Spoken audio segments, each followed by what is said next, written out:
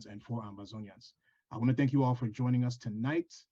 We all know that the past couple of days and weeks have not been easy, but Ambazonians, like I said the last debate, we are all we have, we're all we got. So we need to make sure that we stick with each other and that we disagree with respect so that we can continue to work with each other after some of these things that we do are done. So I am your moderator again for today, Mr. I am joined by my brother, the chair of ECA, Reverend Dr. Chang. He will be co-moderating and co-asking questions with me. All protocols respected. I see Restoration Council members in the house. I see county chairs, LGA chairs. I see Ambazonians of all high calibers in the house. And I want to welcome you to this very, very special day. Commissioner Miriam is going to be our timekeeper. Commissioner Della will be monitoring the chat because at some point, 1 hour to 45 minutes into the debate, we're going to be reading some questions from the chat. And let's see, and we're going to have, if optional, we may have just a quick word, a very quick word from the Restoration Council, because I know our Restoration Council members, they always have a lot to say, but we may be looking for a very quick word from them. So without further ado, let's get this show on the road. Let's start off with a prayer from our chair of ECA, Reverend Chang. Reverend Chang, can you please bless this house with a prayer? We are praying. And follow with a moment of silence, please. Heavenly Father, we approach your throne of grace in the conquering name of our Lord and Savior Jesus Christ. We say thank you for our lives. Thank you for the plans you have for us. Thank you for the battles you have been fighting for us, unseen battles. We thank you for bringing us into a new month. We pray that your mercies will be new early this morning of September, this new month of September. Let your mercies flow to ground zero. Let your mercies flow all over ground one, Republic of Cameroon, all over Diaspora.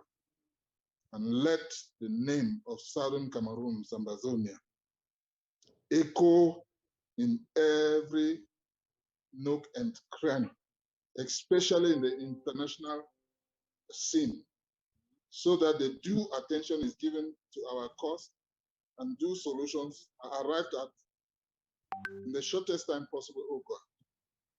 We have entered the month of September, this critical month in the history of the United Nations organization. As they meet in this September, Father, may we overcome every obstacle, every hindrance to present to this General Assembly of the United Nations a president constitutionally elected by the people of Southern Cameroon's Ambazonia in Jesus' name. We take authority over all principalities and powers and we subject them under the lordship of Jesus Christ. And we bring every tongue that rises against us in judgment, as it is the heritage of the children of God. We lift this nation to you. You say righteousness exalts a nation. We identify with the righteousness of Jesus Christ and say, let this nation be exalted, O God. And because you are God of mercy, be merciful to us in areas where we have sinned against you, where we have sinned against one another, so that our prayers will be answered.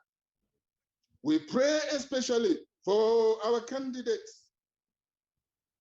We know they have physical challenges, they have spiritual challenges. We pray that divine unction, divine protection, divine anointing will be their portion, so that they will sail through this challenging moment and rise to give the glory to you for great things you have done.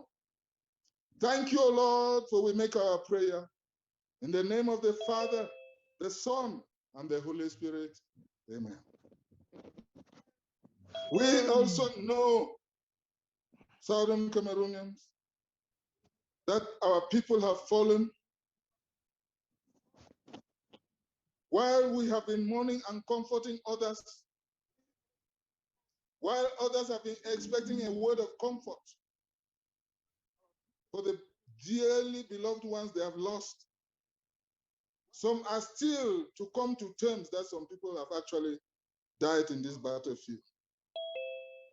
We ask that an honest moment of silence be observed now in the honor, beginning from Baby Mata to Mame Api, to all those warriors that have fought for us and have fallen in the battlefield.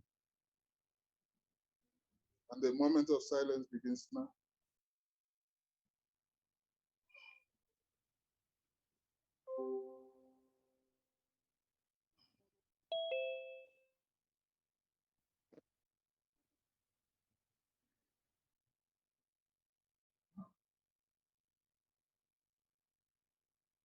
Eternal peace, O Lord, grant to them. May your perpetual light shine upon them till we meet to part no more. In Christ's name, amen. Amen. Yes, thank you. Thank you so much. Thank you, Chairman. So thank you so much, Chairman, for those words in honor of all those who have fallen and paid the ultimate price for us. Next on the list is the national anthem by Commissioner Miriam. Commissioner Miriam, can you please bless this house and all Ambazonians with your angelic voice?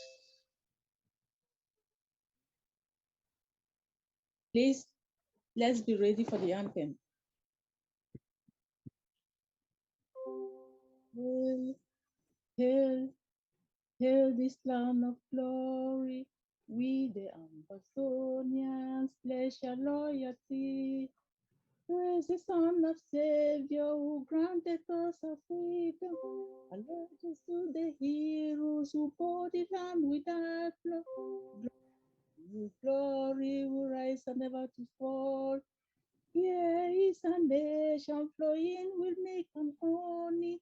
Glory, glory to the Father for making you a nation, a joy forevermore. Ambazonia, land of freedom, you shall live in plenty, meeting our needs. And your children shall be like the stars above. The Most High God being the watchman of this nation. Ambazonians, land of freedom, you shall live in plenty, meeting our needs. And your children shall be like the stars above. The Most High God being the watchman of this nation.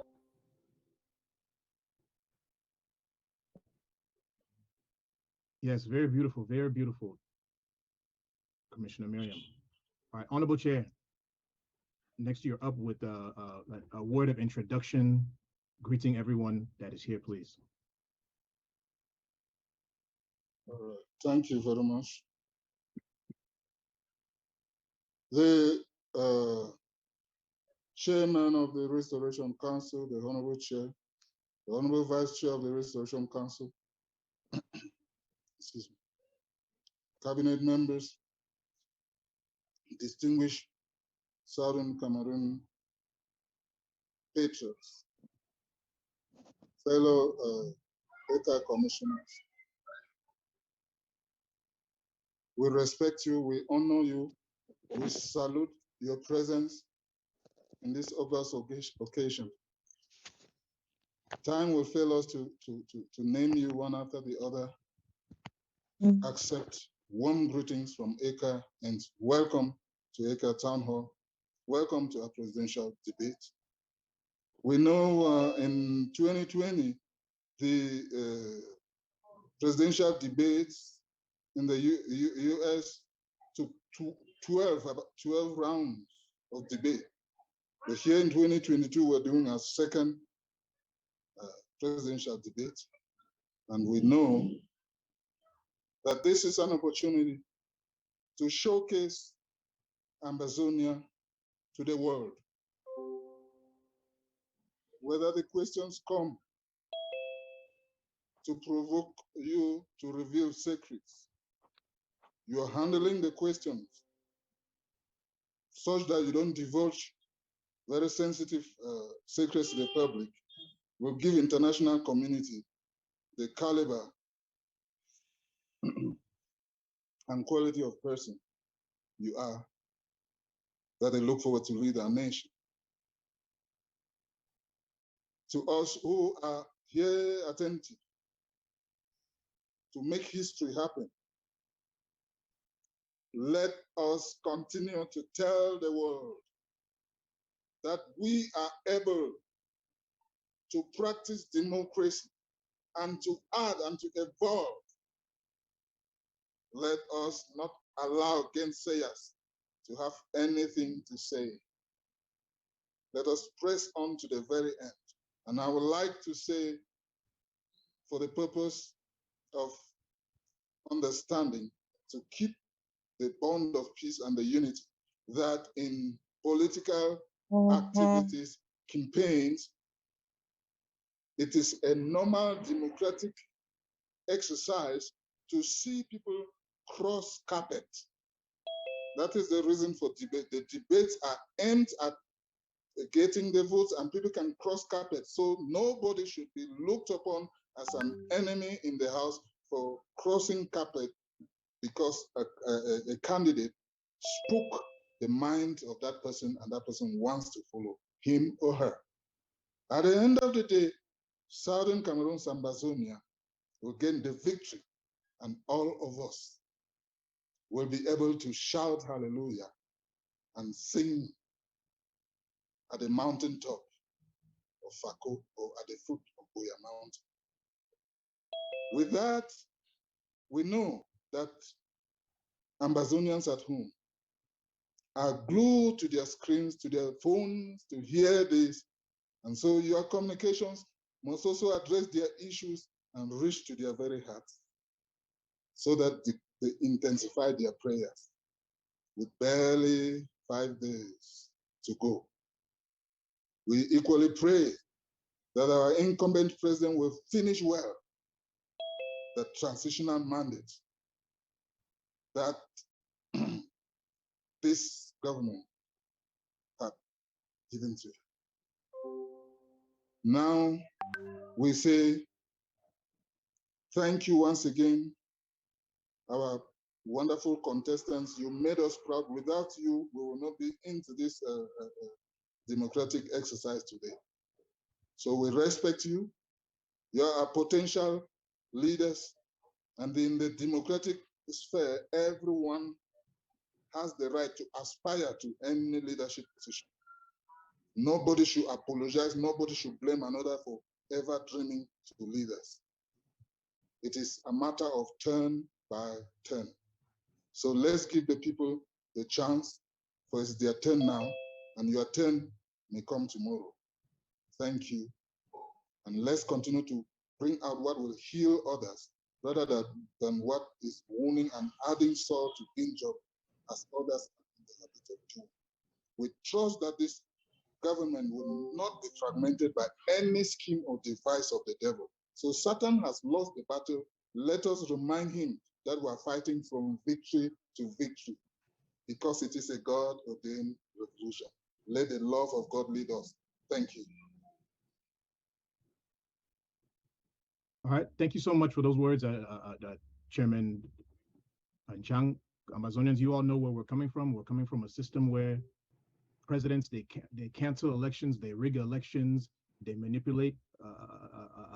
Elecam, NEO, they change names of all these election monitoring bodies, and that's what we're fighting to do differently. I'm sure you all understand that. Those of you, or those of us who understand what is going on back home and the way they manipulate politics back home. So we're grateful that you all have joined us today. I don't know if there's anyone from the Restoration Council that wants to speak before I go on to the rules. Is anyone from the Restoration? Only one person, the first hand that goes up from the Restoration Council. Let's give the pride of place to our liaison, Officer Honorable Jonathan, and he can liaise with us. Thank you. Yeah, I don't know if he's in the house or not.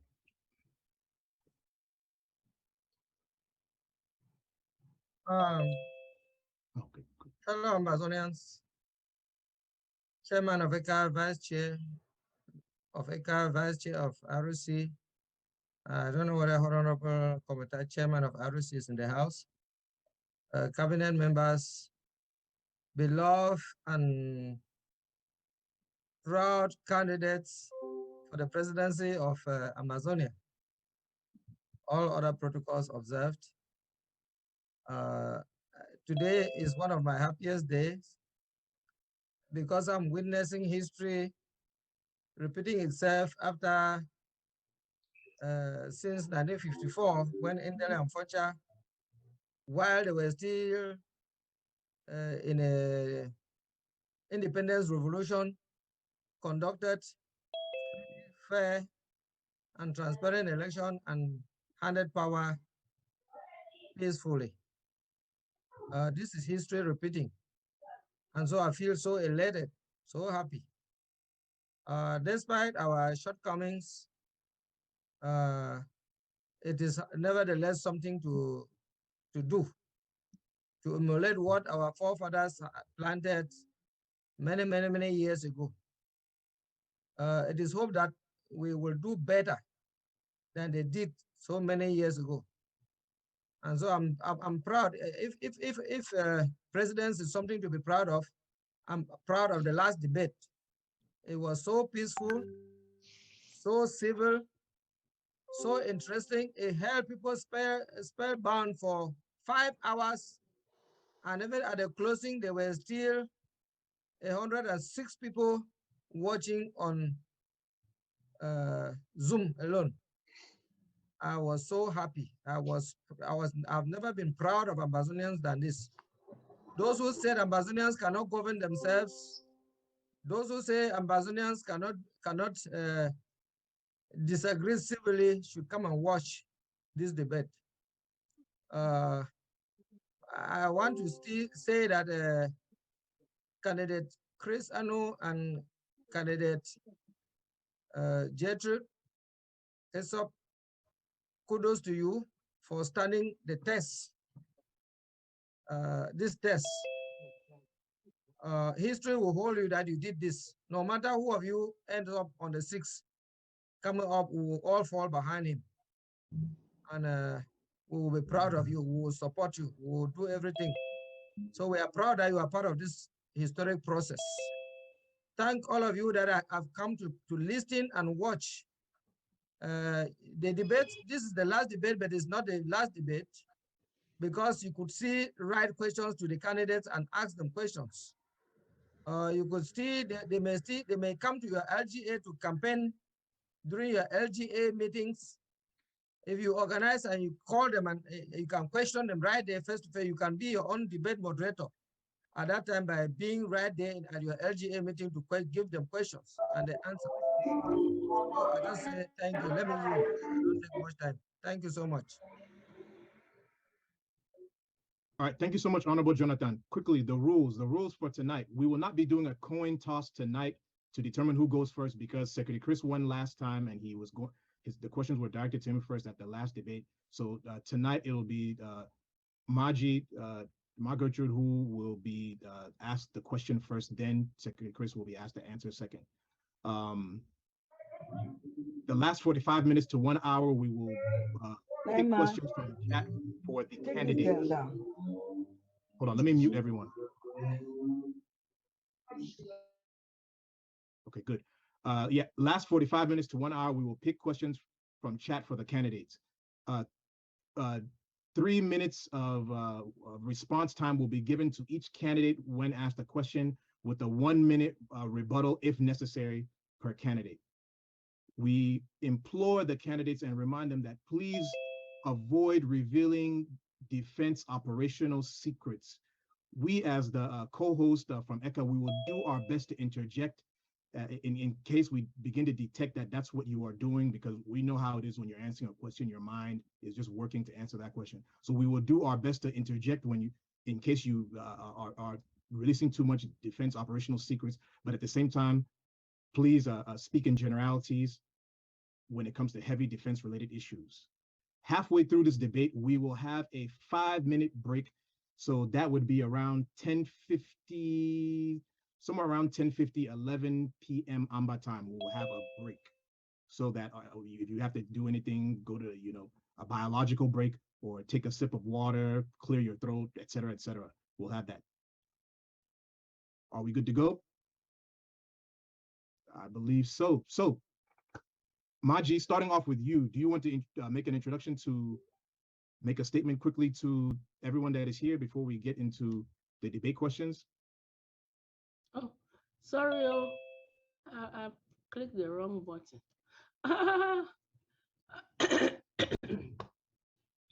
Let me start by appreciating everybody who has taken the time to come here and see us and listen to what we have to say. It's a great day. It's a day that we get to tell Ambazonia that there's help on the way, that there are going to be great changes. And we know that you guys need these changes so that we can accomplish our task, which is to get to Boya. As you know from last week, I'm not very well. So if you see from time to time me chewing something or drinking something, it's not a sign of disrespect. It's that I have to keep my throat moistened, or else. So you hear my voice cracking already. So I'll, okay, Dr. Ngwambe, please. Yes, Maji, take a quick break to compose yourself. I really want to make sure we thank you for being here and thank you for your resilience. We know it's not easy, but you still respected us enough to be here, given your condition, and we want to make sure we appreciate you for that. So thank you. Secretary Chris, over to you, please. Say hello to our fellow Ambazonians.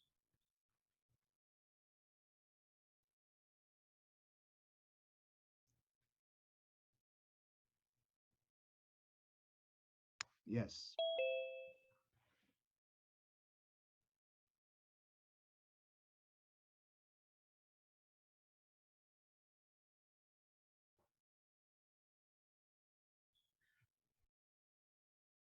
Oh no, Secretary Chris, you're perfect. I can hear everything you're saying. Don't do anything because we don't want to.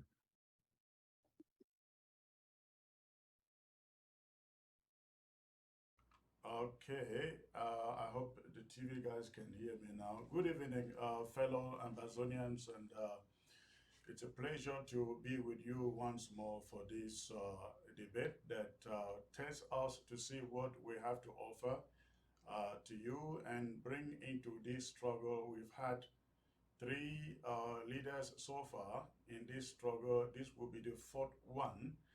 I am hoping to be the one, and I hope that you will stay put, watch, and listen to the dream, the vision that I have to present to you today. God bless. Yes, thank you for those words, Secretary Chris. Double check again behind the scenes because I switched over it and I wasn't sure I heard you. I don't think there's volume on the back end. So well, never mind. On Facebook, they're saying they hear you. Yes, that is settled. Okay, yes, it's set. Okay, good. All right, fine. Okay, all right. So topics that we are going to be covering today: unity. Topic number one: unity and personnel management. We're going to cover humanitarian responsibilities. We are going to cover economy and or economics and technological development, land tenure and state property, litigations, prisoner release, and DDR replacement, and then finally questions from the gallery. All right, Maji, I don't know if you are in a good place yet. I'll look to see if you turn on your camera before we proceed with the first questions to you. Okay. Mm. Okay. I'll be getting. Okay. Yeah. Okay, yes. Again, thank you. So, under unity and personnel management, right? It said that united we stand and divided we fall. Do you think unity in all the Ambazonian groups fighting for our freedom is important? And how do you plan to go about bringing this unity into reality, as opposed to it just being an advertisement phrase that we're just throwing about because we want people to think that we are engaging in unity behind the scenes, or that we actually really believe in unity and collaboration? Yes, I think unity and collaboration is a big thing. It's doable. It is necessary. It's a must. It is the only way that we can win this war. Let me start by telling you what I have done in that sphere. I was a chairperson of Santa when we had disagreements in Mezam. I was the one who spearheaded the dismantling of the Mezam. That was because it was not fair to everybody. And when I was made the first chairperson, I started picking the pieces, building and building and putting every rock at a strategic point. And at the end of the day, everybody, even those who were skeptic, were excited at what they saw. There are LGAs which were not constituted because their leaders had left. They had new leaders and they came and joined us. Until today, the song of Mezam is sung. People say the Great Mezam. We are called the Great Mezam. Even with the separation from Dr. Sako, we continue to operate the way that it was built. So I have that ability, and I know a lot of the leaders from the other groups. I talk with them, I talk with some of them.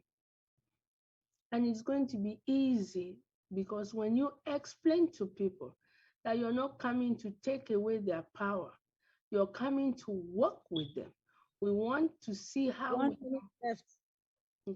we want to see how we can put things together so that it is of benefit to everybody. Just like the what do they call it now? I mean, just so that we have every group coming with their best person to do any particular thing that needs to be done. This way, everybody feels they're part of the whole, and it makes it easy for we to march on to Boya, because everybody feels that they have a stake in the struggle. So that, to me, besides going about, because if I win, the very first thing is I want to go out and meet my people and hear what they have to say. And the very next thing will be bringing all the groups together so that we sit down and see how we can form this union that will operate, that will carry us to Boya. They say one hand, not the tie bundle. So I'm not going to stay with one hand. I'm going to put everybody together. Thank you.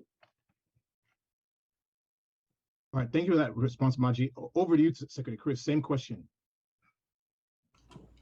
Well, thank you once more, Dr. Ngombe. Thank you, Mr. Chair of ACA. One of the reasons why I am in this campaign is because of the need for unity and collaboration. And we have been discussing this in my campaign team from day number one. And we think that the hour is very critical for that to happen. Now, a lot of people think that Chris Anu is a very hardliner, a tough hardliner, Who doesn't want to see unity, see people come together? But those of you who served in the previous regime with Samuel Ekomesako would remember the one and only person who continued talking about the need for us to expand the tent was Chris Anu. You will remember the famous coup memo that was said Chris Anu wanted to hand over the IG to Sisiko's faction. Of course, that wasn't the case, but you know, when you bring up suggestions, people do not want to do it. They blackmail you, they sabotage you, and they make up stuff to put out there. But I'm saying this to say that if one person has been for unity, it is Chris Anu. You will remember on this platform, ABS platform, I have brought on here everybody who was willing to come, in spite of what they stand for, in spite of what they have said in the past. You remember Mark Barretta coming here and people asking me, Secretary Chris, how could you bring on Mark Barretta? Remember what you said against you? 1 minute left. Thank you. And so we've brought on people like that, and the vision behind is trying to reach a place of compromise where we can all work together. But my team has put down a plan that will bring not just former members of the IG into the tent, but bringing other groups. We're talking about the APLM, Maurice, SCNC, Capo, SCAM, and all these other groups. We'll bring them together and see how we can work together without necessarily saying, hey, you capitulate to the IG, or that other group surrenders to the IG, or the IG is the big brother. Of course, everybody knows the IG remains the big brother by virtue of the population and the support base that it commands. And I wish that every group else out there will recognize that. If other groups out there will recognize that, I'm telling you, comrades, collaboration and unity will become really that easy. Thank you. All right, thank you for that answer. Maji, over to you. You know, in line with what both of you have said, there's some Amazonians, especially those in leadership, who have made statements that have disparaged other leaders and movements. We heard those statements, for example, banning of certain groups, making statements that certain groups aren't fighting, accusing leaders of going to that certain people are going to Boya while other people are going to Yaoundé. People making allegations that people have sold their brother to La Republic to gain a certain position, etc., etc. When you hear all these things, all these anti-Amazonian statements coming from fellow Amazonians, throwing them at each other, irrespective of what movement that we are in, what makes you, Maji, really think that this unity or coalition or collaboration is possible? Yeah, just so you know, I'm a teacher by profession. That's what I went to school for. And teachers are known to manage tough people. John Abo. Can you mute everybody, please? John Abo announcing. Join the meeting. Okay, Maji, please unmute yourself. Sorry.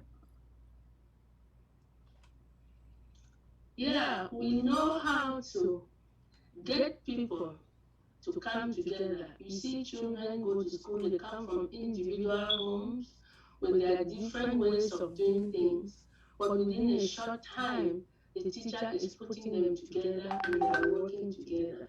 And that's what we teachers do. That's why they say the teaching is a noble profession, because there is nothing that the teacher cannot do. Put him anywhere, put her anywhere, she will fit in. Now, I have been a victim of that kind of name calling. I was because I was doing my job effectively, those who were incapable of doing the work always accused me of being a sellout. Now I understand that it's a weakness, that people, when people are weak, they, they cannot stand up to you. They say things that will hurt you to bring you down.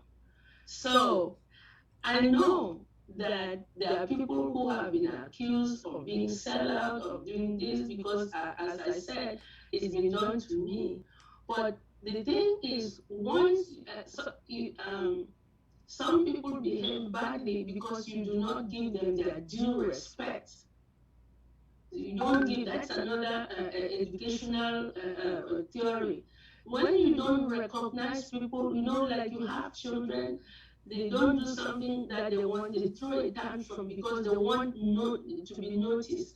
And so once you build this big tent and you put everybody there and you tell everybody that they have a seat, people will begin to behave the way you see their good side, because they feel accepted, they feel acknowledged. So the problem is, when some people are relegated to the back seat, they throw these tantrums because they want to be noticed. Once you put a round table and you say we are all equal, we are going to work together as a team, you're going to bring what you have and I'm bring what I have, and we see what we can take from you and put in what I have, people begin to feel like they matter. That's the problem that so many people have, I think, that people feel like they don't matter, that nobody recognizes them. And not everybody has the same strength, not everybody can do things the same way. But once you show people you somebody that you accept even the little that they can do, they will be very happy with themselves, they will be proud, they will even do more. The more, 1 minute you said. Is it 1 minute? Okay, you didn't give me my 1 minute warning. So anyway, let me just make this last statement. So once you acknowledge people, you put them on an equal footing, people will perform, and you will see, like they say, the good will rise to the top, and the bad will sink. Thank you.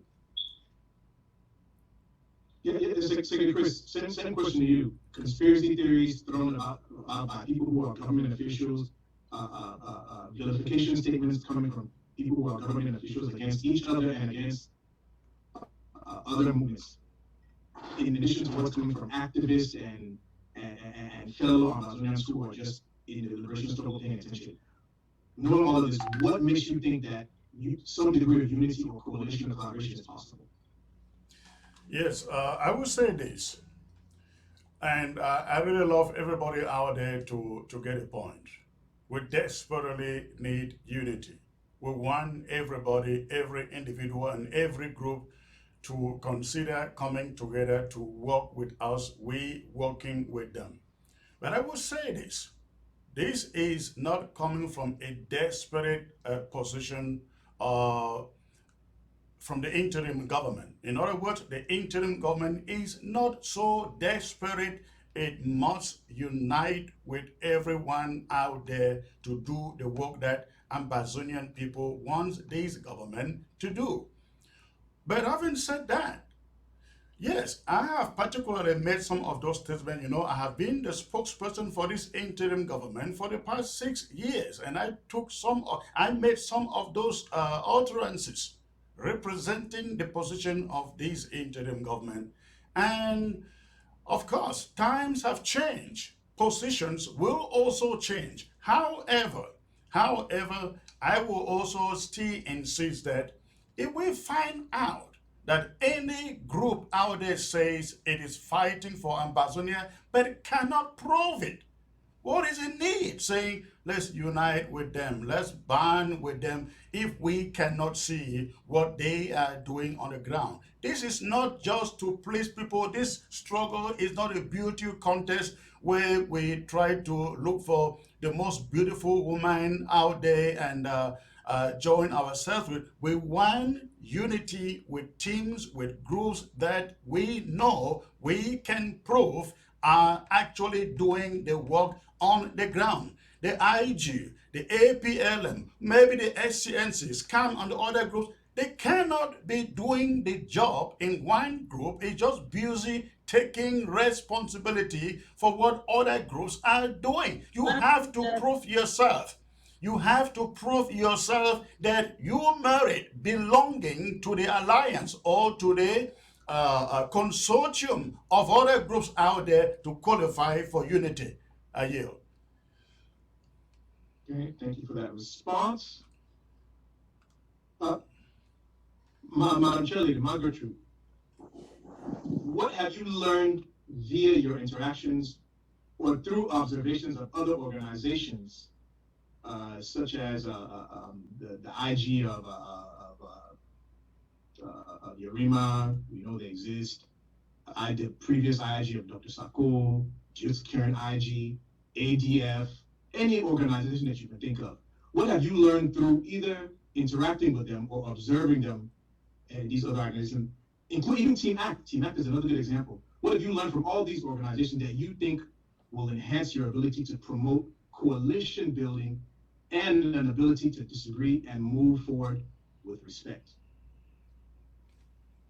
One of the biggest thing is to listen to people's opinion, to see how it is that, to see things through other people's eyes so that you can make your own comment. You see how you can work in sync.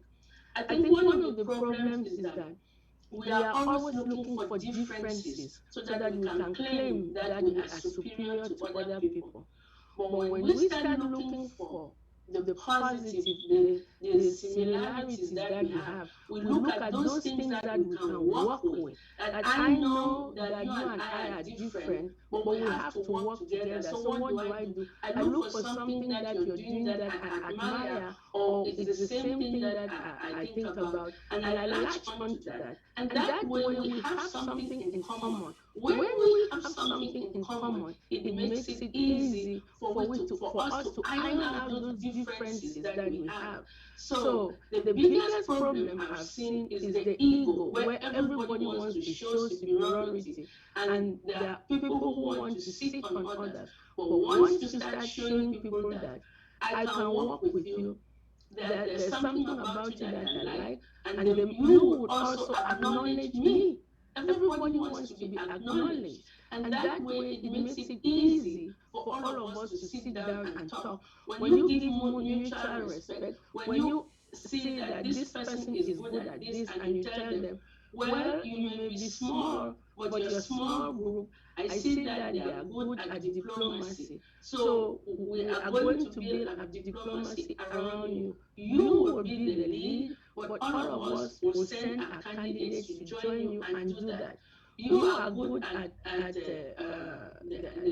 whatever it is that you're good at. We will send others to elect people from other groups and join with your group so that you lead that cause. And when you do that, people begin to feel important, and people will do their best. They will want to show that they are really good. So they will do their best. But if every time you hit on somebody, you tell them they are not good enough, then they don't have any reason to even make an effort for those things that they can do. And it's like this whole couple of days that since Gorbachev died, they've been playing how Reagan told him that he can work with him, but he has to verify. So it's the same thing. If you know that somebody is a person who has been doing wrong, or whether you believe it or you know it, then when you're associating with them, you're working with them, you keep an eye to see, to verify if what this person says they're doing, they're really doing it. We don't want somebody to bring us down. We want to, even when we want everybody together, it's not just picking any chaff. So that's what I'll do. Thank you.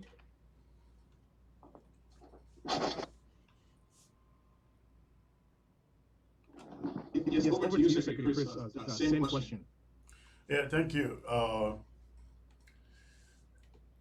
You all are aware of the existence of ARC, Ambazonia Coalition Team. ARC has been in existence for about, I think, going to 3 years now. And ARC is yet to have a memorandum of understanding, a piece of white paper that contains the rules that guide the team. The reason being that every time members of these organizations sit on the table, they think that one group is trying to project itself above the others. One group is trying to project superiority above the others. I like to assure every group out there that when we sit down, the IG will be another group. However, if the other groups come to terms with the fact that the IG has the overwhelming following and support in this struggle, I think our working together will be that easy. Because I really don't see the need why the IG should not be able to raise funds as we do to support other groups who have something important to do, maybe diplomacy, maybe supporting APLM, which is another military group that we know out there. We can do that. But we just need that respect to recognize that though the IG is another group, yet the IG has the most following in this struggle. Lastly, I would like to assure every group out there, the IGIL is not going to Boya to become the new government, the pioneer government of Ambazonia. Because unless we are fighting these things as rebels, as rebel groups, it is not going to happen that way. There is no international organization that will say, Maurice, go to Boya, become the government. APLM, go to Boya, become the government. AIG, go to Boya, become a government. There will be a temporary, an interim government, a unity government that the international community will put together to operate in Boya. And so if we have this behind our minds, we will all do this selflessly, knowing that it is not about the IG, it is not about SCNC, it is not about APLM, it is about Ambazonia. All right, thank you both for your responses, and in line with both of your responses, where you spoke about the sizes of different groups and how to respect each other. So, we all know that at Team Act, in Team Act, there are individuals or there are organizations that may not be the same size as the IG, or do not necessarily do, let me say it like this, there is a perception that they may not do equal work to the IG, whether real or imagined, it's your opinion, right? And some of it can be based on fact. As Amazonians, we have to find a way to strike a balance. Shirley and Gertrude, how will you go about striking that balance? And what message or reaffirmation of fellowship do you want to extend to Ambazonians in the various movements of this liberation struggle? I mean, is there any particular movement, the last part of that question really involved it, with seeing if you have any special message to any of the movements that are out there that you would like to extend greetings to, make a welcoming statement to them, to let them know that we are for real about this unity. Thank you. Well, I would hate to pick one group because I don't want anybody to feel left out. Like I've said before, what we are going to do is that we are going to bring everybody under a big tent. We are going to acknowledge everybody by their strength. We are going to assign, not me assigning, all of us will assign tasks to people just like the governing council did, where they said, you are good at this, you can do it, but we have people from this group, and this group working with you. And as I said before, that's what gives people the strength. If somebody is good even at one thing, and you pick that one thing out, you acknowledge it, you give that person the ability to go out and do it by, even if they don't have money, we give them money. If they don't, whatever supplies, we have people to join and work, then that person begins to feel like they are part of the whole. I may just have a little pinch somewhere, but my little part that I'm playing is significant. I'll do it so well that they will acknowledge me for who I am. They'll see that I'm good, and maybe from this, I'll start doing more things because I've shown my ability. The fact that I was not doing something is not because I'm not able to, that I don't have the knowledge. Maybe I had financial difficulties or whatever other difficulties may have been. I came in late, and most people have gone to the big groups. So I have my small group, but the fact that I'm given that opportunity to prove who I am, and I'm given the support. It's not just assigning somebody, it's giving that person support because you want them to perform well, you want them to win, you want them to succeed. 1 minute left. Yes, you want them to succeed. That being the case, we support everybody, and you will see that people will bloom. You will see those people that you thought were incapable of doing things. They'll be doing, maybe it's just one thing, or they will start taking on more responsibilities. They will shine. So this coalition, which is going to be like the governing council was, is going to be, you see, when we had the governing council, everybody was happy. You saw RA, you saw, I don't know again, what is that? Congress team, everybody was going down. Oh, we have a meeting down in Nigeria, and everybody was gathering their own people, and there was excitement all around. It wasn't only one group. Everybody was excited. They went there, even when they came back and complained about the things that didn't happen, but they had something to show. They had something to show. They accomplished something, and people were happy. So we have to come back and build on success. We cannot always try to create something new when we have done something in the past and it worked. We should build onto that, and that's what I'd like to do. Thank you. Okay, same question to you, Secretary Chris. Thank you. And let me quickly say that Mama G is absolutely correct there. From the beginning, we cannot begin to pick and choose who we bring onto the table.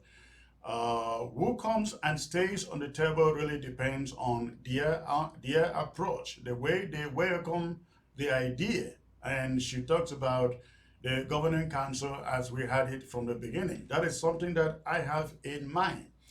This is what I am thinking. If we bring the groups together, and we say, these are the areas that we can collaborate in, maybe communications, maybe defense, maybe diplomacy, and maybe education also. We agree on the common areas of cooperation or collaboration. And then we can say, as it was during the time of the governing council, we can say the egg of C, if they are there on the table, APLM, if they are there on the table, Morris, if they are there on the table, we can say, we're going to rotate the leadership of this governing council or consortium. We're going to rotate the leadership. Every group that takes over leads for 6 months or 1 year, and the role of that leader is not to govern the groups, is to implement the agenda of the group. I think if we do this, that idea that some other group is trying to dominate will not be there, because the leader who is there is just to ensure that the agenda of the governing council or consortium is implemented. Then we can come together, maybe raise funds, or maybe the interim government can also say, all right, 20th May is coming, and we know APLM can do some work in Kumba. Why don't we give them some money to fund the boys? Thank you. To fund the boys to do some work in Kumba. Maybe the ADF is in the Alabo camp. Maybe if they are ready, if they are on the table, we can say, all right, if they don't have the funds, we can say, Why don't we give them some funds to take care of this particular occasion? That is the way we can collaborate. But don't forget, collaboration is not only amongst the groups. We have our brothers and sisters, many of them who were members of this interim government. They are no longer there. We need to bring them within the fold because we need everybody now because of finances. I yield. All right, thank you both for that question. So this particular question I want to ask you all has to do with our brothers and sisters who make up the men and women of the Amazonian Restoration Forces, our liberation forces, our brave heroes who run towards the danger to secure our sovereignty.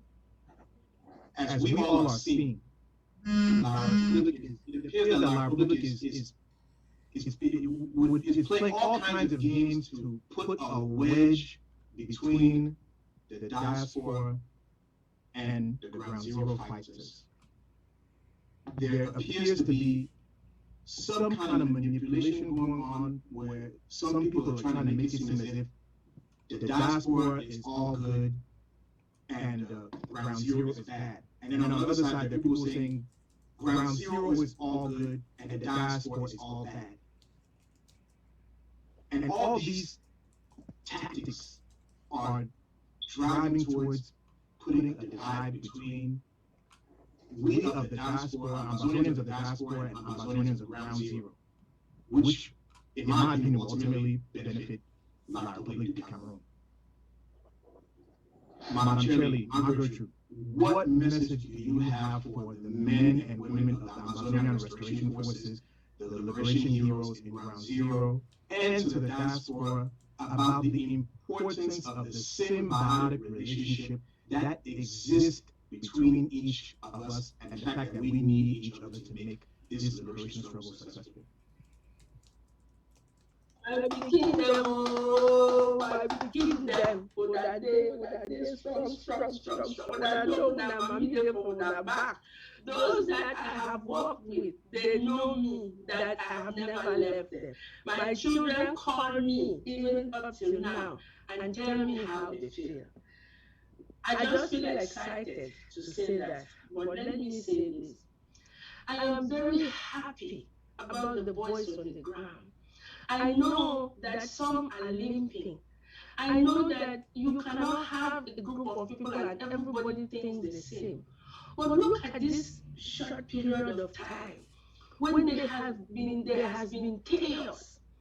It has not stopped the boys from working. The boys are even trying to pull us to say, can you stop the bickering and see what we are doing? See what we can do. Just believe in us. Just give us that help. And the more we act crazy, the more the boys on the guys on the ground are working hard. And that's why I want to thank them, my picking them. I'm so happy about what you guys are doing. We may not have as many boys as we used to have, but we have people now who are very focused. They know what this war is all about, and they are doing their best. I just want to have the opportunity to give them the tools that they need, to give them the direction.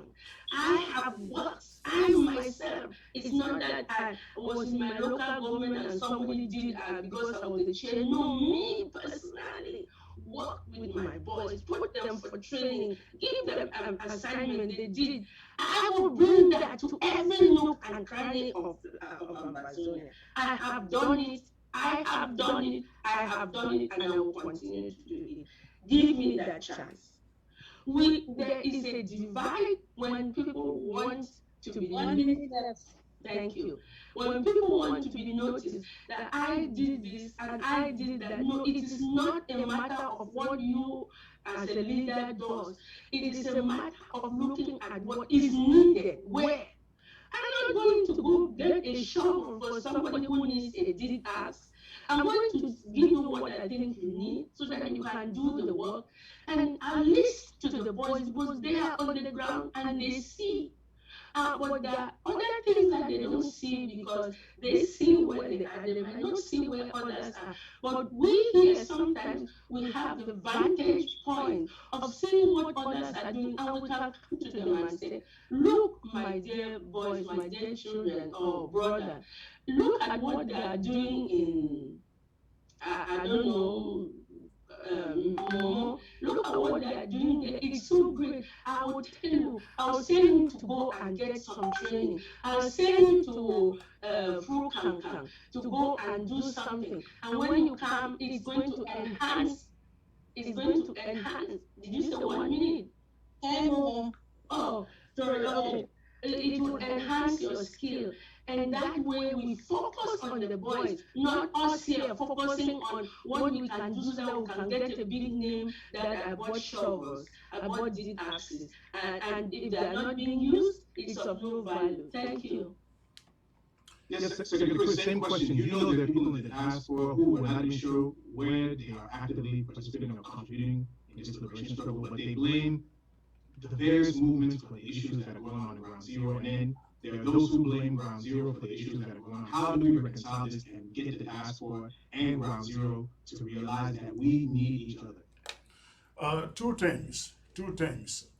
We know that La République du Cameroon has long perfected this divide and rule tactic that they use all the time to divide us. Not just today. This has been from time immemorial, where you had the Munas and the Fonchas. They take Foncha, they take Muna, they deny Foncha, and today they take Ground Zero. They want to deny the Diaspora.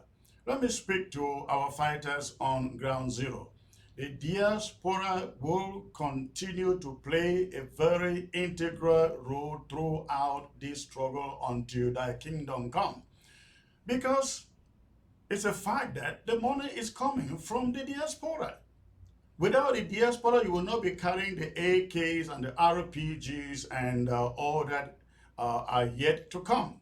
And the diaspora will continue to do so. So this idea that the diaspora is a problem, of course, there are people fomenting problems here in the diaspora. But listen, the majority of the people in the diaspora want to see a free and independent Ambazonia, and they are still putting their money where their mouths are.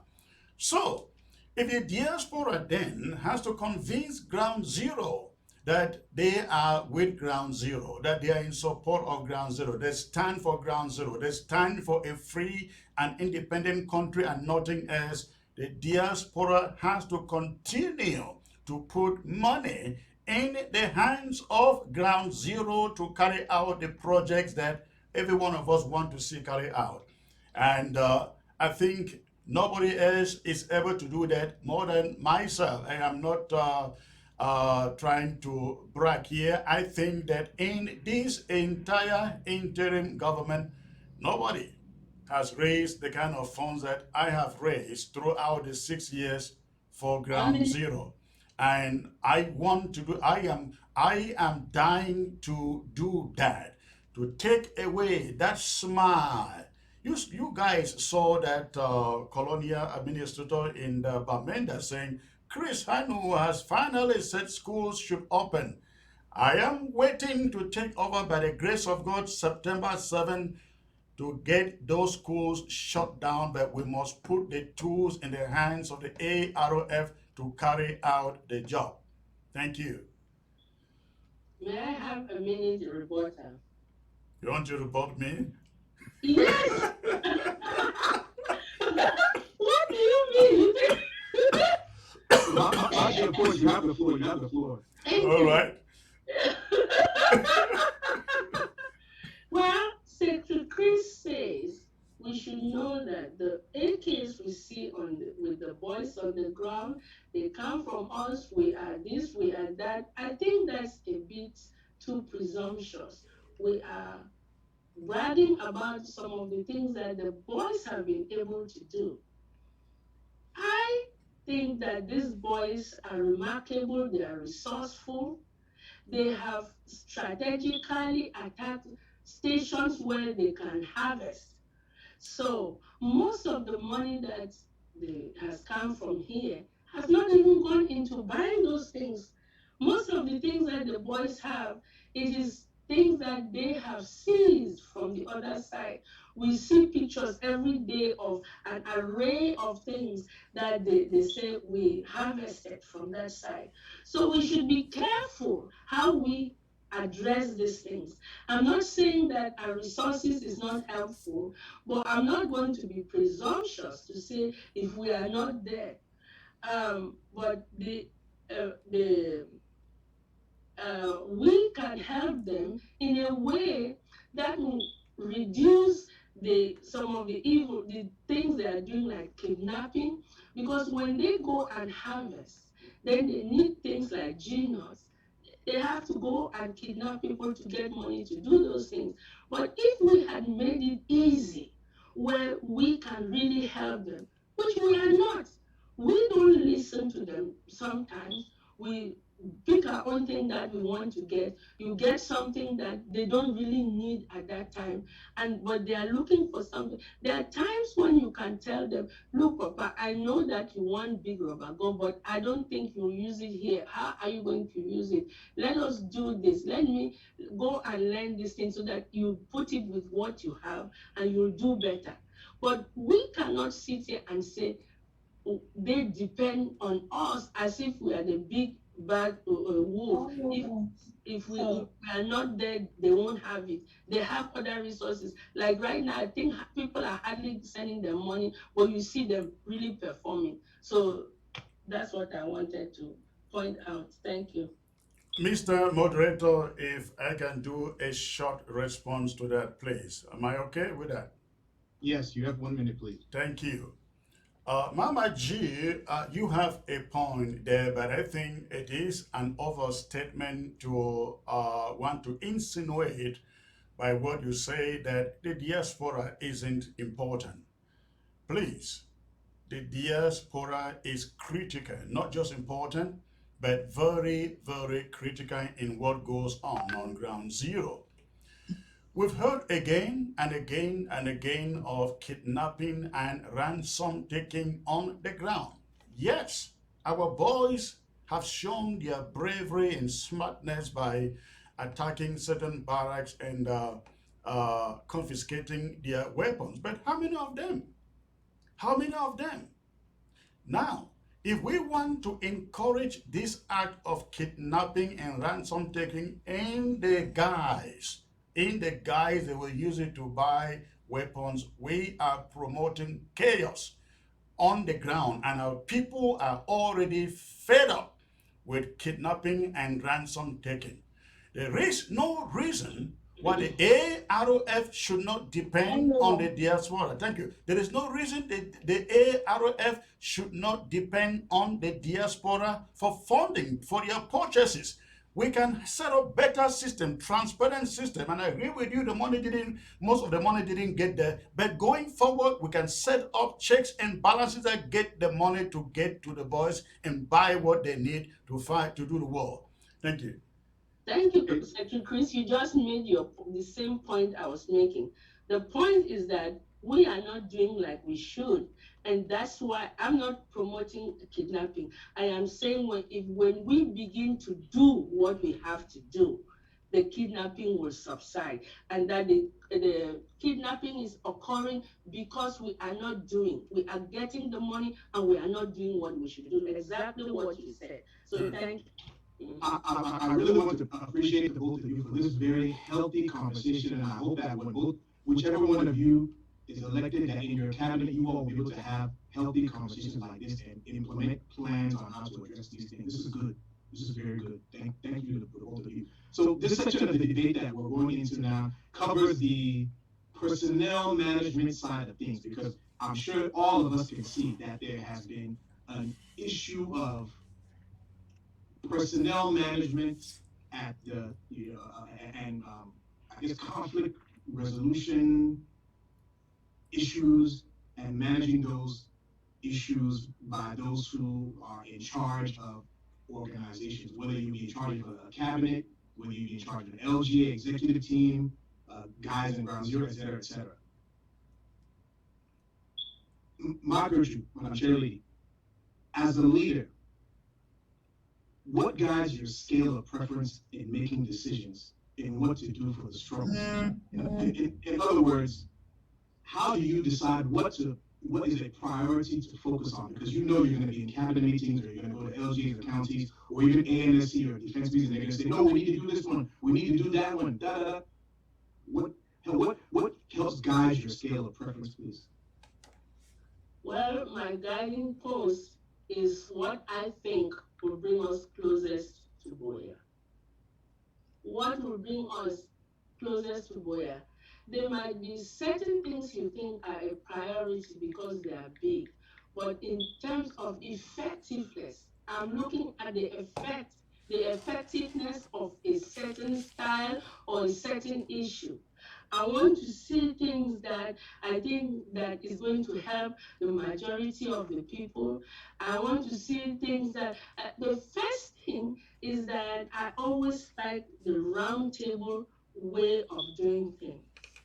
This is what I have done for most of my working life, where I have a round table where people bring in suggestions. And then we can have a healthy debate and see which one works. And we say, yes, this one is what is going to work best. Let's prioritize. Let's put this in the front and put what comes next. But when people become authoritative and they want to tell people what to do and they don't give opportunities to others, and that's where they begin to have issues. So my style is to give everybody the opportunity and to see that even the small man may come up with something that will stun the wisest people. I've been in many groups where I've told people, let those who are doctors, please take off your doctorship. Like you, Dr. Mwame, I've never called you Dr. Mwame except for today. I just say Mwame before my picking and stuff like that because you want to be comfortable with people. When people have all these big titles, sometimes it is not very good because there's pressure on you to perform, to show that you're a doctor. 1 minute. Thank you. Then you come up with ideas which are not really good, but you have to do something because people have that respect and reverence to you. People expect, they have that expectation. So you go and put your head in the sand. Let's see how we can work together as colleagues, as people who have, everybody has something to offer, and people will come up with good ideas, and those ideas can change our country, can change the world. If we do not think that, then Africans will continue to be Africa, the dark age. But you see how Africans are working now. People who have knowledge here are taking it back home and changing. That's how we have to do. We have to sit at the round table with our friends and give everybody the opportunity to bring ideas, and we take away some of these titles that overshadow people, that and make people not say what they have to do, and we are missing out on useful information. Thank you. Yeah, over to you, Secretary Chris. Same question. Please, can you repeat the question again? So, I mean, as a leader, you know, what guides your scale of preference in making decisions of what you need to do for the struggle? In other words, how do you decide what is a priority? For example, you may go to a meeting and they say, hey, we have this diplomatic outreach coming up. We think we need to sit down and plan for it. But you know that you may have draft coming up if you decide to continue with the draft model, for example. How do you decide what to go to? I think as a leader, everybody who is coming into a leadership position, especially such as this one, leading a country that, as us, is guided with a vision. I think if I wake up in the morning and say I want to be president of Ambazonia and I don't know what I want to achieve as president of Ambazonia, that would be a waste of time. So vision is number one. Vision is like the roadmap. Many times we've seen leaders engage into this struggle. They don't have a roadmap. They don't know where they are heading to. All they talk about is Boya, Boya, Boya. But how are you getting to Boya? No idea. So that is what I will do. I will be guided by a vision. Unfortunately, we don't have enough time to articulate that here, but that is number one. When you have a vision, then you set priorities for that vision. What do you approach first and what do you approach next? That is number two. Then consultations is number three. We've had the previous regimes in which there were hardly any consultations. I've seen some resignation letters out there indicting Iya Marianta, everybody who has resigned from our government, indicting her for singularly carrying out every decision that came out from that interim government and never consulting with her cabinet. We had the same thing. Under Sacco, no consultation. Ladies and gentlemen, when I take over by God's grace, September 7, when I put on a presidential advisory team, I mean it, I want to use it. When I put on cabinet, I want cabinet to produce fruit. I want cabinet to be active. I want cabinet to be creative also. You depend on these arms. You depend on these arms of your government to be able to be successful. So, when you come up with an idea, you put it on the table, invite all these different groups and say, what do you think? I said all the time, when we were still in the former regime, Sacco regime, that listen, the role of cabinet is not to come to the table and say, hey, Mr. President, you can't do this, you can't do that. You were there. I said the role of cabinet is to hear what Mr. President wants to achieve in his vision and say, let us refine it. If we do it this way, it may be better. We'll do it that way, it may be better. You refine it so by the time it leaves the table, the president realizes it is better, it is even better than he thought. So those are the way I will take decisions. Vision, vision, priorities, and consultations. Thank you. Yes, thank you both for those answers. I'm going to skip to this question because it kind of relates to what both of you have said. And, we all know that once you become a leader, especially with the mindset that some of us have been cultured to through growing up in a dictatorial, autocratic mindset, and maybe even in a household where when Papa talk no, you don't finish no man, he talk again. You understand now? Yes. So how this question is with regards to how do you check that? Or even Mama, if Mama will say, after you don't talk no, may man just don't go do one as you don't talk now. So this question ties into both of those angles. Both of you have been both of you have been a part of government teams for a while, right? What self-reflection and ego-checking mechanisms do you have that will enable you to figure out whether your government is not in good terms with your leadership style? What ego-checking mechanisms, self-awareness mechanisms, self-reflection mechanisms, internal audit mechanisms do you have for yourself that will help you to evaluate that your leadership style is probably putting variance within your government and that you need to adjust it? And what will you do to implement that? Thank you. Aji. Wow. Well, what I will do, like I have said many times here today, is that I want a round table way of working. As the president, I will have cabinet members, and the cabinet members will have their subordinates. And the cabinet members are going to be assigned to ask to work with the people under them. So when they are coming to a cabinet meeting, it is not always coming to hear what the president has done or what the president wants done, what the president is saying. And when you put yourself in a position that you are coming every day to the meeting, it is to tell them what they have to do. This is what is. You are taking away part of the benefit that you could have gotten from your people. I want to be the president who has the cabinet member, the secretary of state, you have your assistant, and your assistant has directors. And this secretary of state works with his assistant and with the directors. And then when we have a cabinet meeting, it is for you to come to that cabinet meeting and tell us what your department is doing. It is not for you to come and the president is there presiding. This is not happening. This is what I want to happen, and you don't give people the opportunity who are in the field.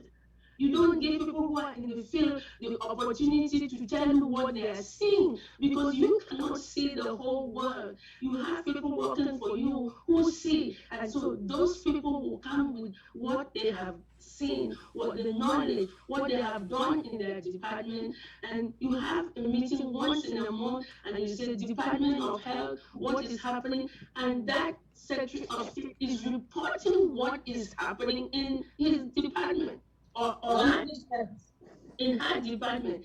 That way, it's not only me, it's your team, it's your friends telling you, well, if I were you, I would do it this way. And everybody has that opportunity. Going to the cabinet is not going to hear from the president. It is going to hear from each other for us to learn from each other and we give advice to each other. And that's how you make cohesion, that everybody is coming to the cabinet knowing that they have to prove themselves. Because right now you have people who just go because the president is going to say something. There's no accountability. Nobody is coming there with a portfolio saying, I did this and this. When you start having people coming and saying what they've done or what they plan to do, others will shake and say, every meeting, this person is coming and saying they are doing this. I am not doing this. There are some departments you see, they never do anything because nobody holds them to account. Thank you. I want accountability. Thank you.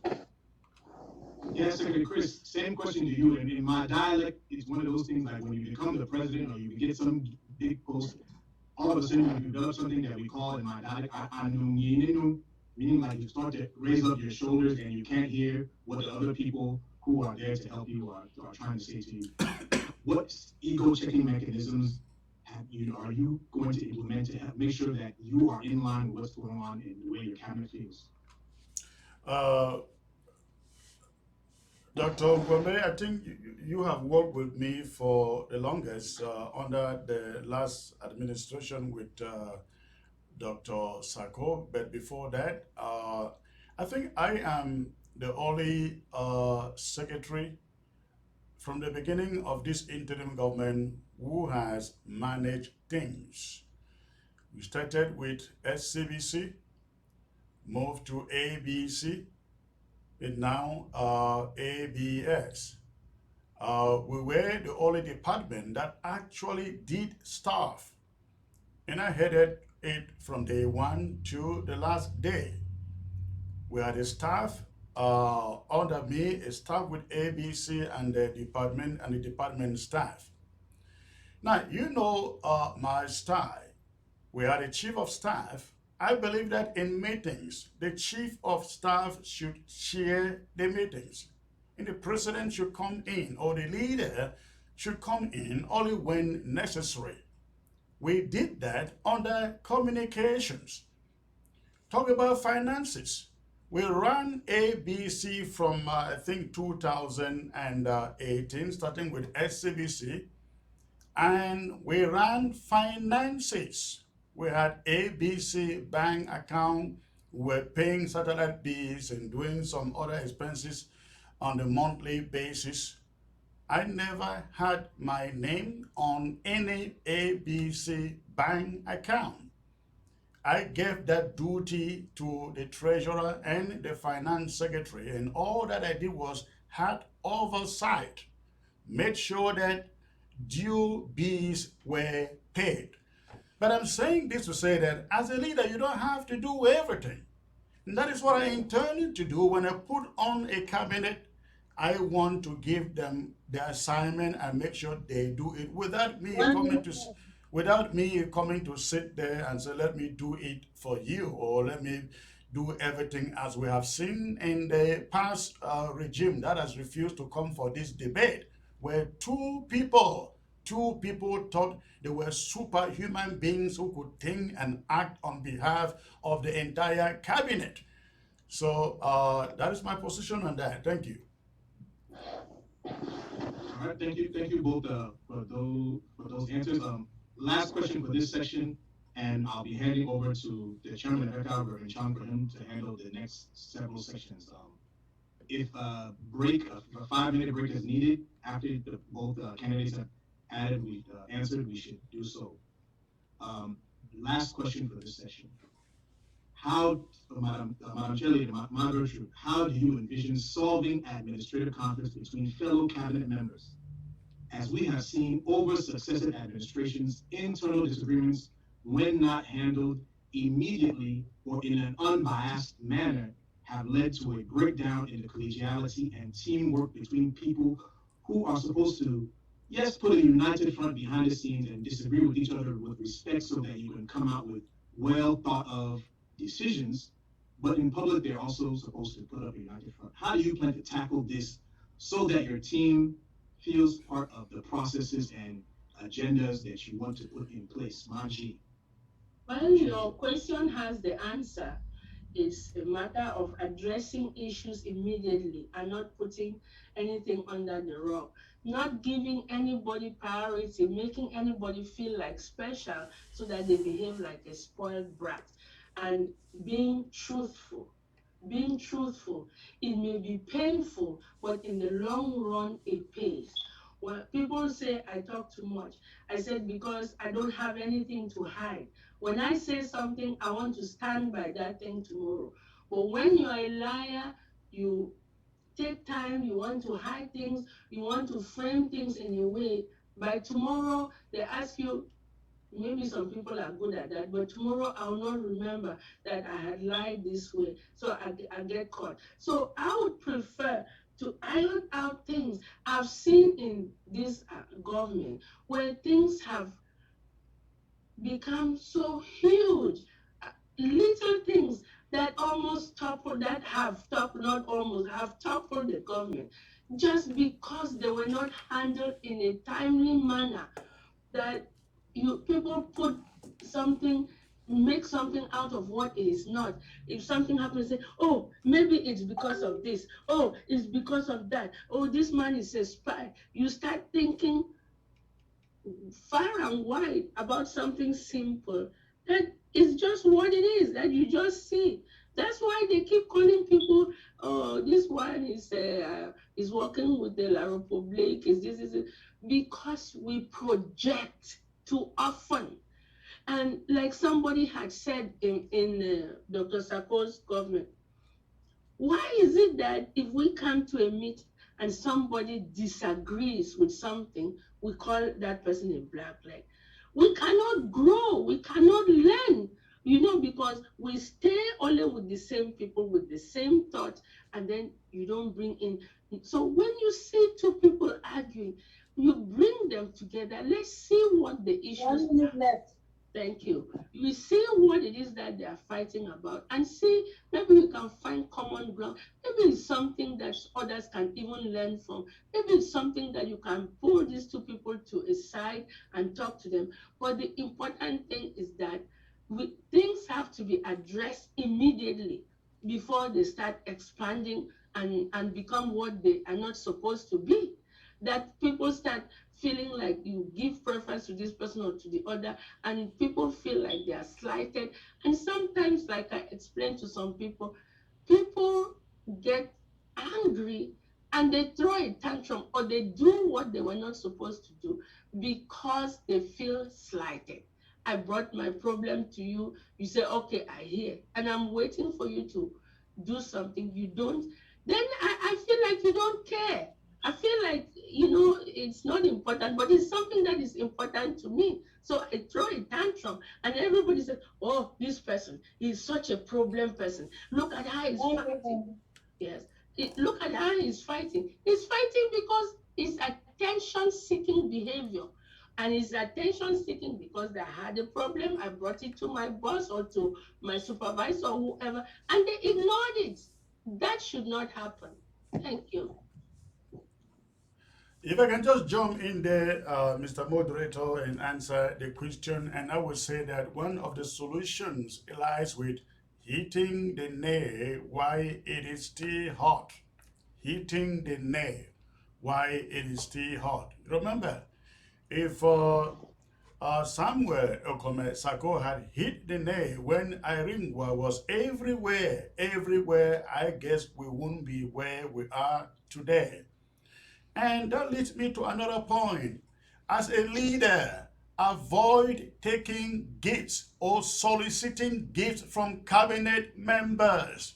Because when problems emerge, you are blinded by those gifts and you cannot go down the middle and call for a solution. That is it. Number 3, where the leader is unable to solve a problem between cabinet members, refer it immediately to the ethics committee, and the ethics committee should be unbiased. The last time we had an ethics committee that was appointed by the president should not be appointing the ethics committee members. I think what should happen going forward, ethics committee members should maybe constituted either from the countries and the regions or from the counties, so that when a problem gets there, there is no, this thing about man, no man won't show up there. But these are the 3 points that we do. Hit it while it is still hot. Don't solicit for gifts from cabinet members. And where you cannot handle it, refer it to the ethics committee. Thank you both so much. This completes this section of the debate. We'll be handing over to Reverend Chang. Reverend Chang, I don't know if you want us to do a 5-minute break where everybody comes back at the 23rd minute, or you just want to continue. That would be welcome. Yes. Yes. Reverend Chang. Come on. Ooh, you might not be in. Let me double check.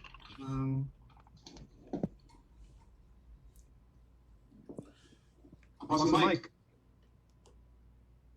Okay, let's go ahead and do this 5-minute break. We'll come back at, well, time is shifted now. We'll come back at the 24th minute. The 24th minute, please, and resume. Let's take a quick 5-minute break.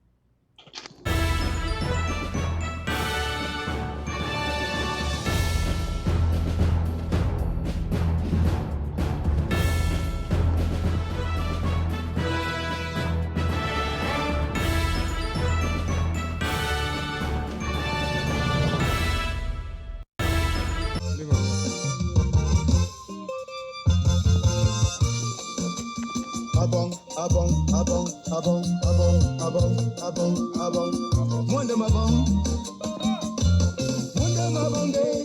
big wonder my bone day. Wonder my bone day, big wonder my bone day. Wonder my bone day, big wonder my bone day. Big wonder my bone day. Bone day, big wonder my bone day.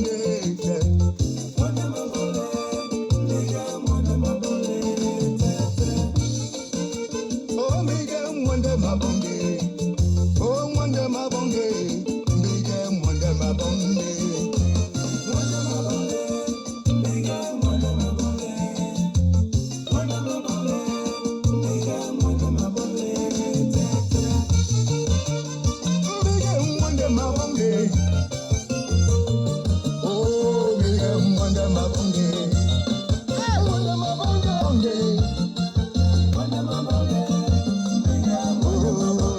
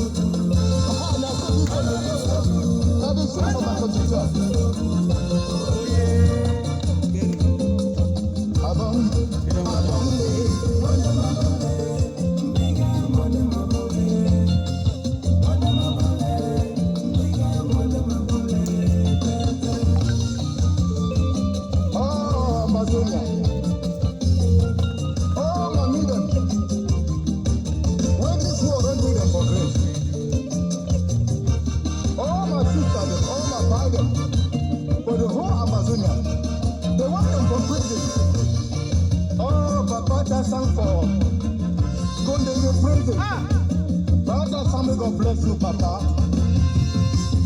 Now when I stay strong, and all the leaders of Ambazonia were there for praising.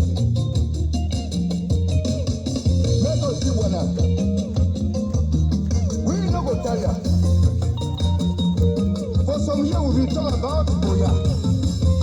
But now with the push, close to that foot of the mountain, we White House, the presidency for Southern Cameroon.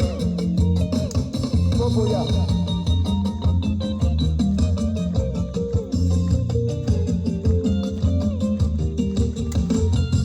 We get some focus. All the leaders, they made a focus. No one know people that want to one bring we for back. We the gonna before, not the gonna back. Ah, the mabonge, mbige mwende mabonge, mwende mabonge, ah, mwende mabonge, mwende mabonge, mbige mwende mabonge, mwende mabonge, oh, mwende mabonge. My Lord Jesus is so good. My Lord Jesus is so good.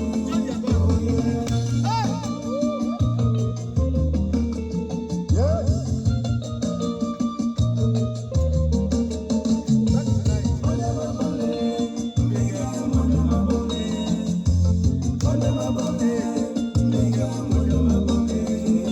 Yes, Minister Joe. For defense for Ambazonia. St. Chris for Ambazonia. May God bless you. Mama Arinda. Oh, when I stand strong, we will win the war. Even after the get plenty challenges from people who did it sideways. When I put them aside, move focus until Ambazonia be free. When I put this team marshal, I know they look like distract for them. We will focus. All my brothers, all my commanders. This one is on the side, God will declare for we. We get for focus. Until Boya. They say they change their goals. For 3 hours. So that no person who there for talk. And that one I do now. We go reach Boya. We go reach Boya. If you don't believe with me, say oh yeah.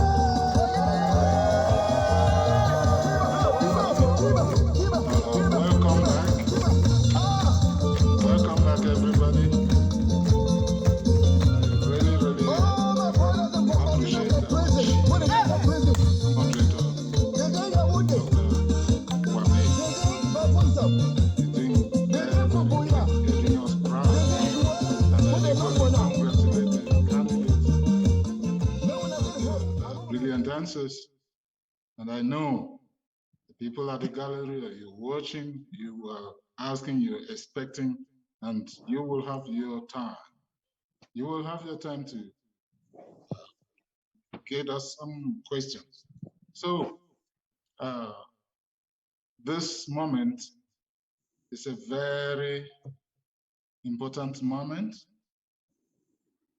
to finish a few questions, and it will just be straight talk, just straight to it, and we can move from there. There is something about this freedom fight that has to touch the human heart. There are people who fight this fight sometimes, and you don't see the human face in it. Now, we have many who are very, very sacrificial. There are people who are going the lengths and the breadth to source for funding, because freedom isn't free. Even for the Lord Jesus Christ to buy our freedom, he paid with his own blood. People have been sacrificing in various ways in this freedom quest, and we want to recognize that. Let us also recognize that our incumbent president, Lady Marianta, has equally fought in her own way, and she just demonstrated her democratic rights to leave us at where we are, because we started off with 3 candidates in this race. We are now 5 days to the presidency. We are now 5 days to the helm of this nation. In the scriptures, it is he who endures to the end that is given the crown of glory. So I know that you will not be discouraged. We have paid attention to some of the worries, and we realize that the Restoration Council paid good attention to that. And inputs have been made here and there. We thank the Restoration Council as well for that. So let's go now to our heartfelt question. It is something that generally we have encouraged people. If you say you do not like defense, if you say you cannot put your dollar or your penny or your shilling or your franc in this war to buy weapons to kill somebody, you can put in your shillings, your thousands, your millions, hundreds for humanitarian purposes. Now, how do you think you will do to raise funds for the completion of this liberation struggle? Let me start with you, Ma Gertrude.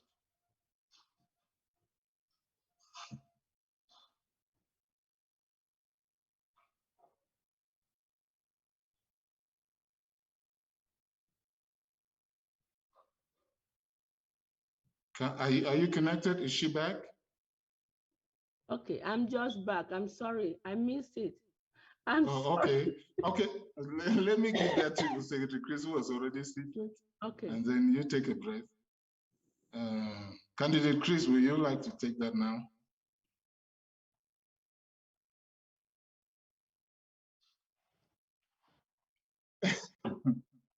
To do what? Secretary Chris, mind yourself. I didn't even hear.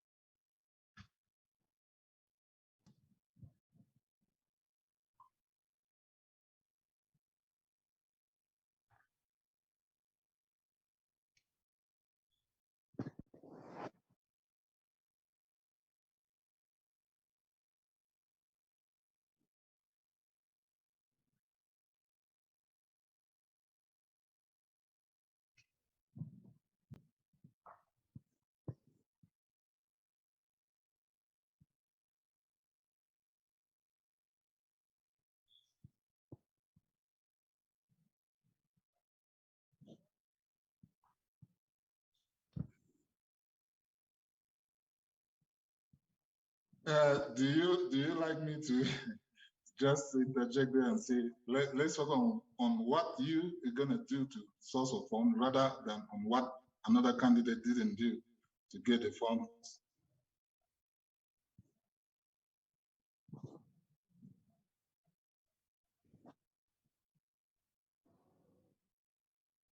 Well, for your information, she took herself out of the race, and we think it's her duty and we can accept her choice, her decision. So let's give let's give Ambazonians out there and the international community what we want to do better.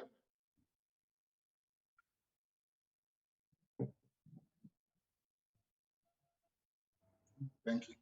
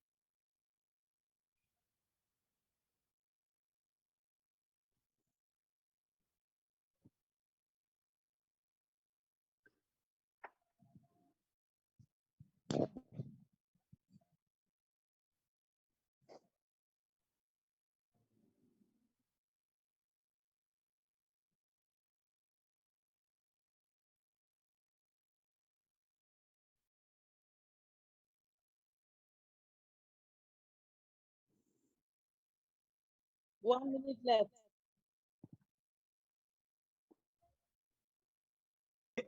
Secretary Chris, sorry to interject. There's no volume on ABS. Our brothers and sisters ground zero say they're not hearing you. Unfortunately. All right, thank you, thank you. I hope they get it now. But I'm saying that we already have streamlined a project which will be announced the very probably 2 weeks into my tenure if I should win, explaining to Ambazonians exactly how we intend to raise funds. There are many avenues out there, but above all, I am believing that within the 3 years that I lead Ambazonia, we should be able to access the very much needed international support. It could be either financially or equipment wise. These are the things I want to do to raise enough money to pay for this war. Thank you. Thank you. Now, Gertrude, I think you have taken a deep breath, and you can now take the question. Funding is a major issue. How are you going to source the funding to sustain this freedom fight as freedom is not free? That's true. Yes, as you know, I was chairperson of Santa local government. I was chairperson of Mezam County. I was the board chair of ABC TV. And I had left. I was not going to do any work. And the people in ABC called me and said, we need you, because they know my ability to raise funds. Now, what I have said is the first thing is that once I win, I will start going from state to state to listen to the people. Once the people feel like they are part of the whole, they will feel comfortable to participate, to give their money. You need to let people know. In the past administration, I'm just going to use this little example. As you said, let's not talk about the past administration. The past administration, as soon as they won, as they were made president, we gave advice. We go to meetings, about 4 or 5 people would say the same thing. Why don't we do this to bring more money? Why don't we? No, they had their plan, they had their focus, and they will not listen to any suggestion. So my first thing is to listen to suggestion. Then I will build the LGAs and the counties, and money will come from there. And that's not all. I have my method that I continue to say. I want to bring the international community. I want people to know we exist. I want to go into every community, ask everybody who is in a big city and say, go to your associations, whether it's the Nigerian association or the Ghanaian association or so, and tell them what our problems are. Because our brothers do not know what our problems are. When they know, because right now most people think our problem is language, French and English. Once they know what it is, they will help us not only to spread the news, but to support us. I want to have a fair, like where I am, I go to my community center and I've sensitized people. I want to get newsletters and hand them over to people in my community and explain to them what we are in a country where things are done and we are not benefiting. We are so focused in our own little way, how we do things from the beginning, as it was in the beginning, is now, ever shall be. We do not learn from the community where we live. I have seen people how they raise funds. My daughter is supporting a school back home. We have done fundraising here. We cook food. We say, come and buy food, $10 to support the school. People come and give $20. Oh, we want to taste African food. Oh, we want to support that school. Those are the little things that people have to do in their community. By doing these things, people get to know you. People get to help. When you solicit funds, they'll be apt to give you. So we have to internationalize. We are squeezing ourselves every day, every time. We do not ask for people. People don't know what our problems are. We just say, no, everybody give. Okay. They say, give. So, I mean, this one. It's okay. It's okay. We'll just continue with you. Okay. Mr. Moderator, Mr. Moderator, Yes. if I can come in for just a minute, please. Okay, you're welcome. Thank you. I just like to add that I believe Ambazonians, they know this already.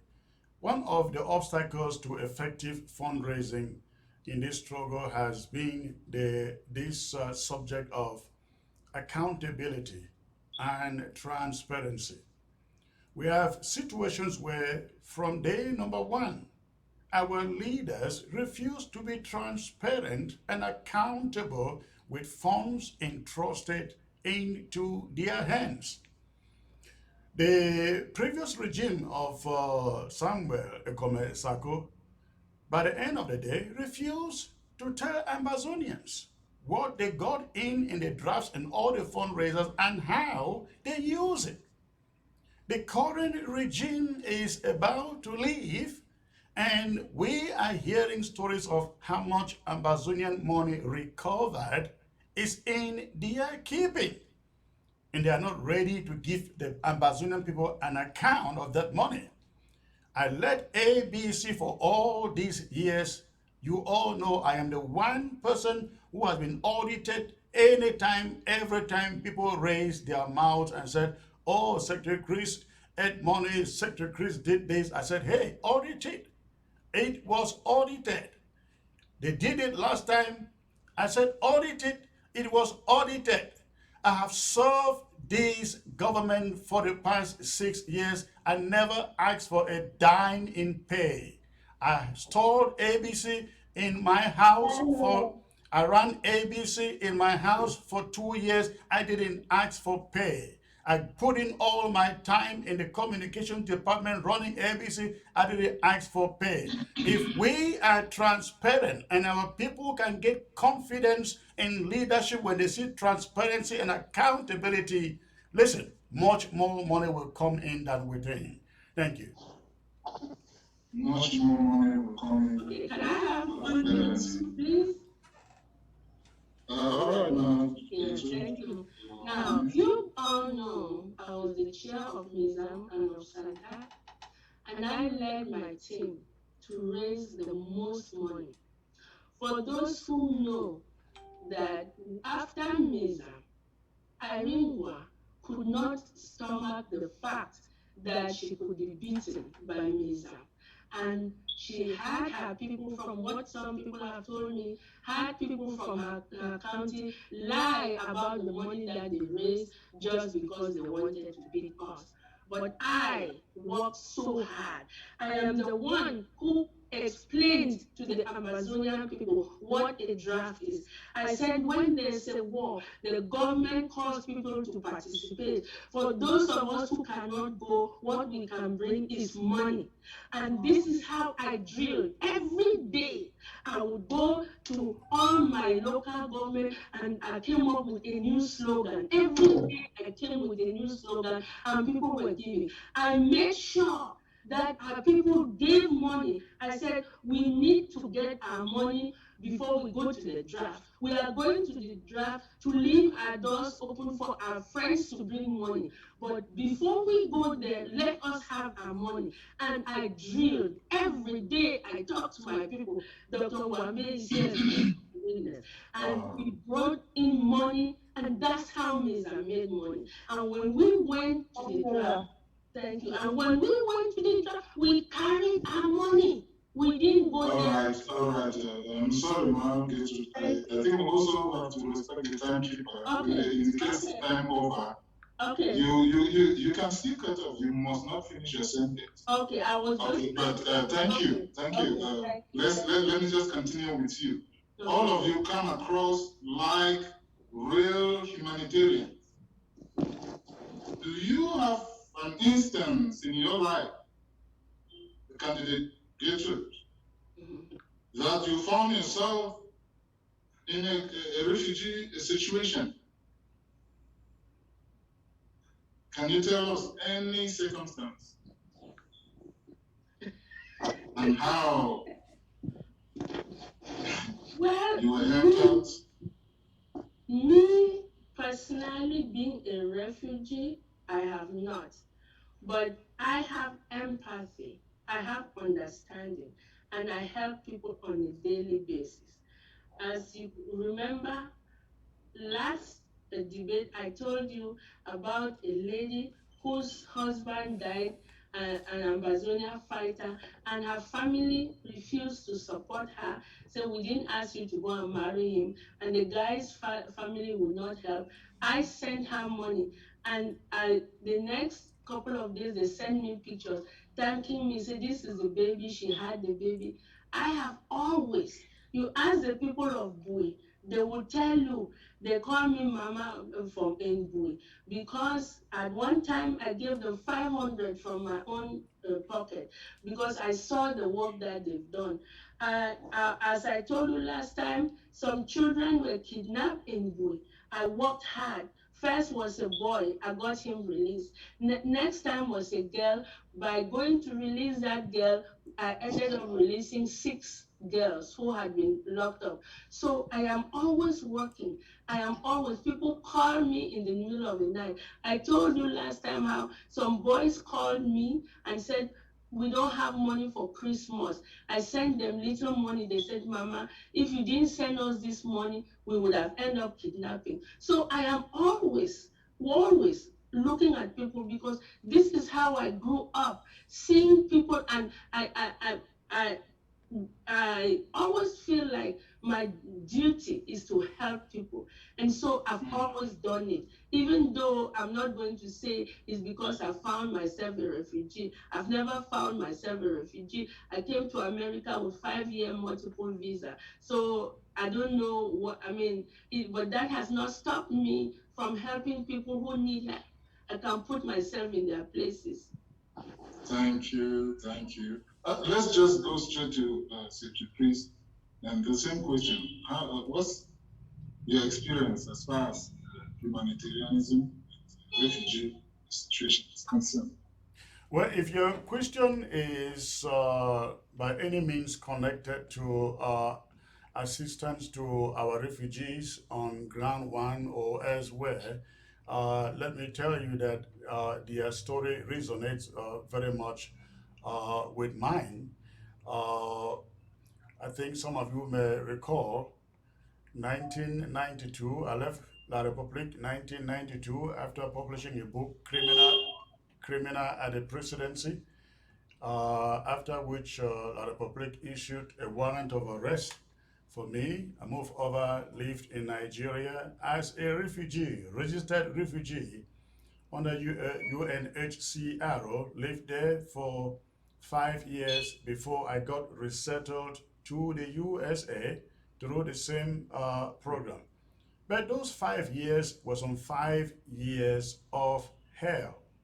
I cannot even tell you guys all of it here because you will be like, wow, wow, this guy has traveled some road.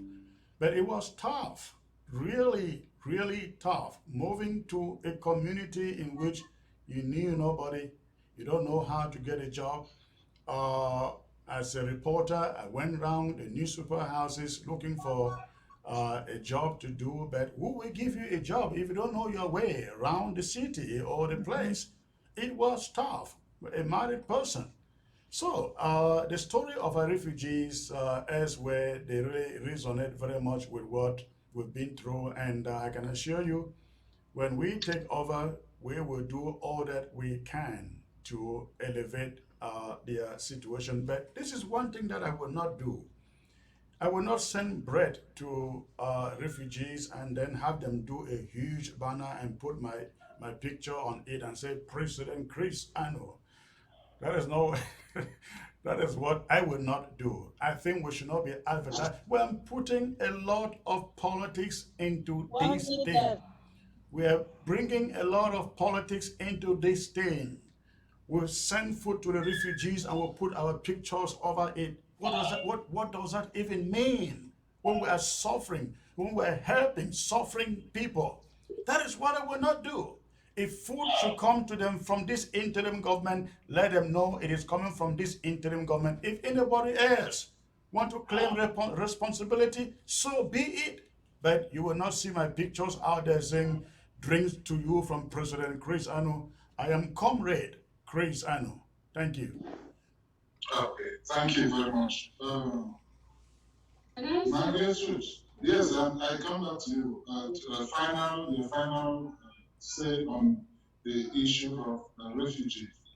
Is it possible that our refugees are only found in Ground One and neighboring? Or how is it that whenever issues related to refugee concerned in this liberation struggle, it is mostly Nigeria that is mentioned?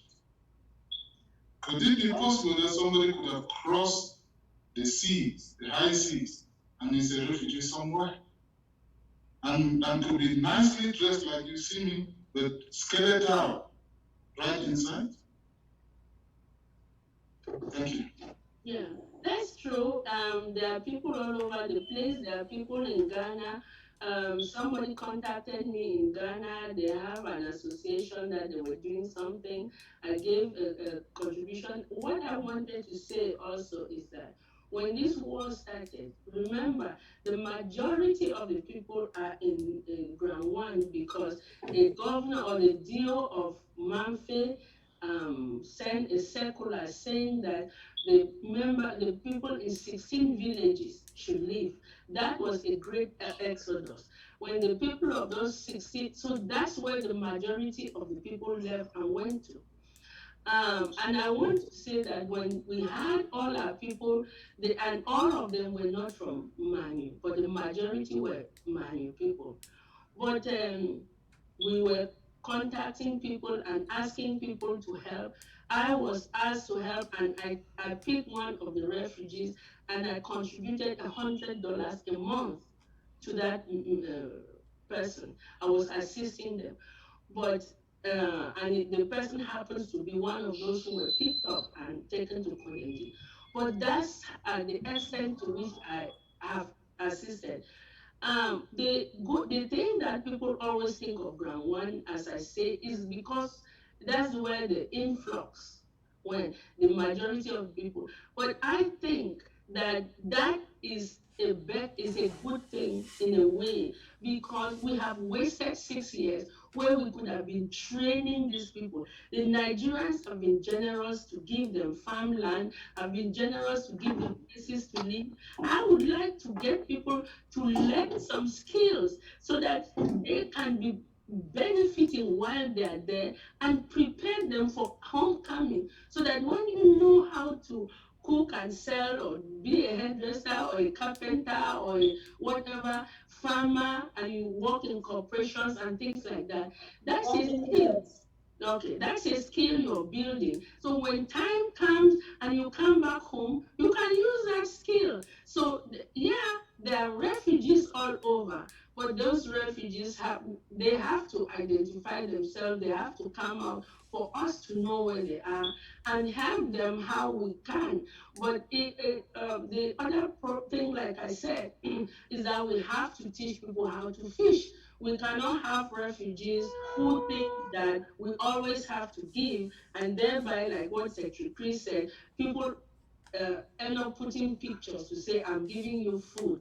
But if you teach people how to feed themselves, that will eliminate that issue. So we want to help refugees.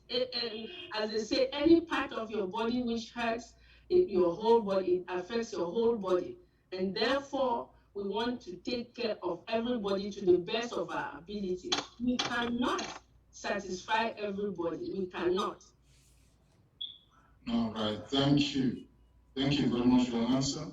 Remember, we acknowledge the help for the refugee. We are saying you, therefore, like saying you're gonna stretch far and wide, because if there are 100,000 refugees in Nigeria, and then there is another refugee of Southern Cameroon's Ambazonia in Argentina, that one shouldn't die there, isn't it? Let's ask Secretary Chris the same question.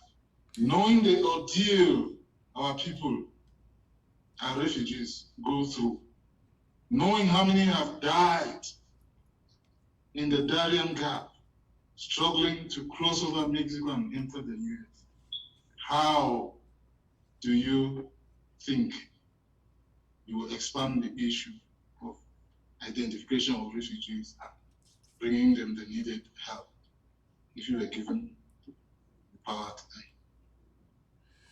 Yes, Mr. Moderator, I think we keep on making one mistake kind of ignorantly here. We do not have the largest number of refugees on ground one. No, we fail to recognize the fact that La République du Cameroon remains a foreign country to us, and that is where we have the largest number of refugees. Often we are tempted to call them internally displaced. No, they are not internally displaced. They are refugees living in La République du Cameroon if we believe that La République is not our country. So that is the number one country where we have the most number of refugees. Then you can expand to ground one, Argentina, as you say, Brazil, Ghana, Gabon, Central African Republic, Malabo, all those places, they are there. But this is what, by the grace of God, I will do should I have the opportunity to lead the struggle. We are going to set up an immigration office. I, as communication secretary, have had to receive lots of phone calls from our comrades, especially in Europe, who need their asylum applications facilitated. They call and say, Secretary Chris, we need a paper from the interim government, and often the interim government cannot do anything because there is no office as that. What I will do is set up an immigration office, probably at a directorate level at the presidency, in charge of immigration, so that when we receive those direct calls, we can say, hey, we will give you the documentation that you require to complete your asylum application wherever that you may be. For those trying to enter the USA, as we see from South America, I think there is very little that we can do there. I think there is very little that we can do there, because often most of those coming through South America already have families in the USA. But when it comes to filing for asylum, we should be able to help documentation-wise. That's what I would do. All right, thank you. Let's connect that with this follow-up question. You will still want to take it, Secretary Chris, before we go to our Gertrude. If we understood from history that our forebears walked out of a union in the Eastern House of Assembly in Nigeria, it was because of the Southern Cameroon identity issue. What are you doing? Not only, what will you do? Not only to help with a refugee status documentation, but actually with the issue of identification, because we can't continue to exit the continent using different identification papers and continue talking about a nation. What will you do? It's very important for the citizens of Southern Cameroon. Yes, yes, there was a project that the Sarkozy regime initiated some time ago, and that project was to print passports and identification documents for Ambazonians, especially those in the diaspora. I thought that was a really good project. However, somehow, as it was always the case, good ideas come up, they look good, they talk about it, and they die at the cabinet level. They never go anywhere. I think it is a good idea that we can pursue in this new administration, especially passport. But that will take us getting at least one country that recognizes our sovereignty, to whom we can then link our passport. So if we have a country that recognizes us, just one country, we can then produce passports and produce ID cards. I went to Somaliland. Somaliland produces passports linked to another country. I think it was linked to a South Asian country that actually has an embassy, the only country with an embassy in Somaliland.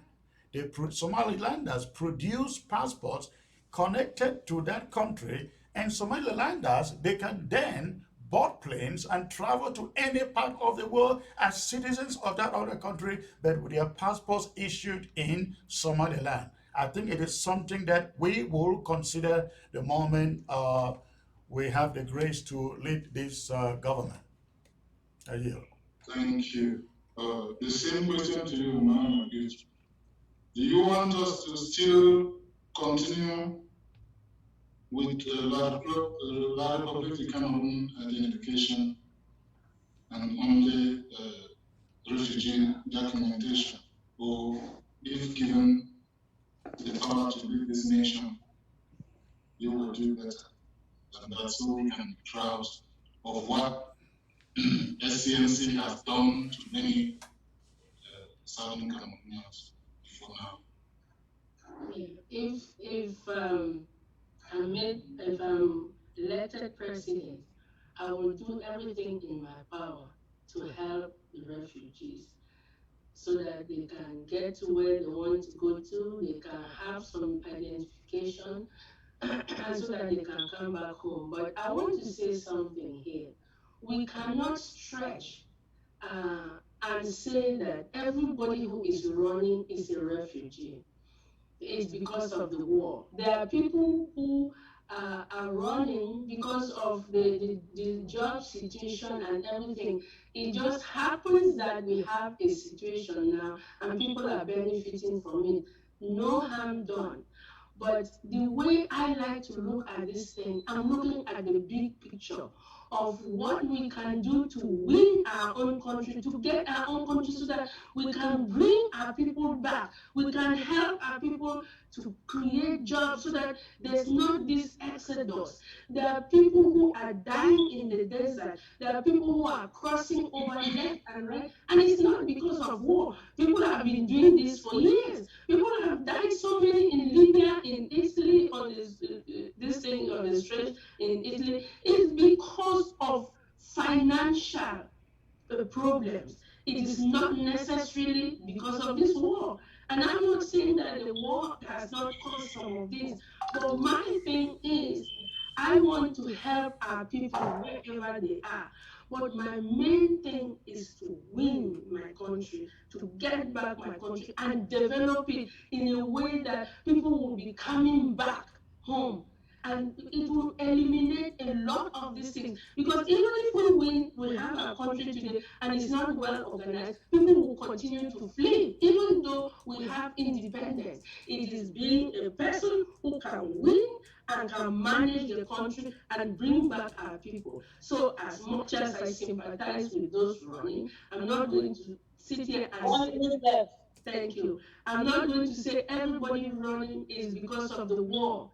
There's economic hardship all over Africa. And until we as Africans start pulling up ourselves and doing for our own people, then, only then will things change.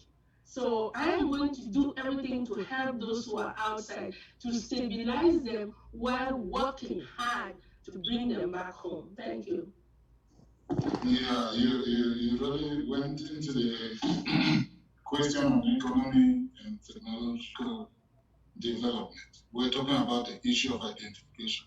So would you say you do not care if people are flowing back home without identification, either at the home front or the foreign front, as far as your nation is concerned?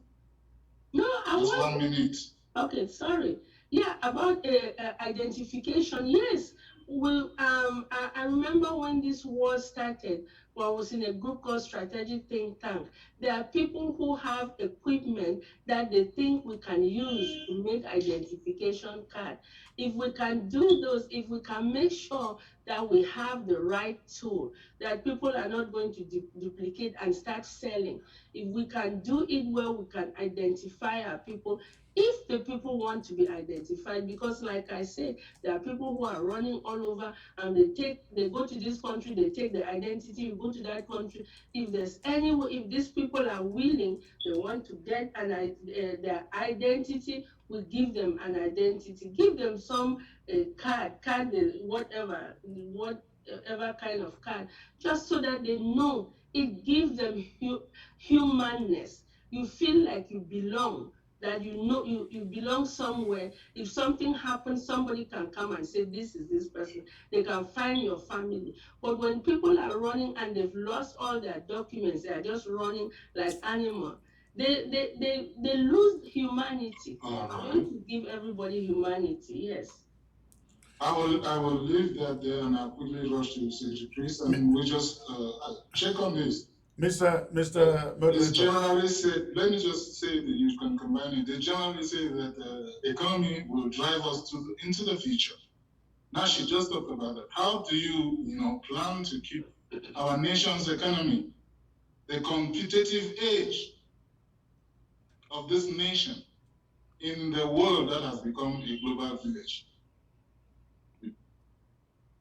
Well, thank you. That is a good question, but I think the timing isn't good. I think we are still fighting to free that country and get the animal out of the bush, and to be talking about a competitive urge for a country we don't have yet is unrealistic. Now, all right, let me just come in there. You want to do better on these questions, Chris, because I believe if I captioned it, a foreign affairs or foreign policy question, you would have answered differently. So can you, again, face that question to the face and answer?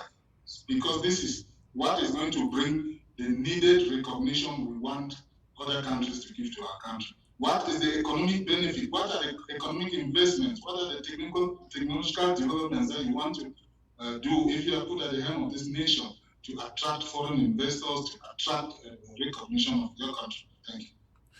Again, it is a premature question because we don't have a country yet. I think our priority now should be how to free the country.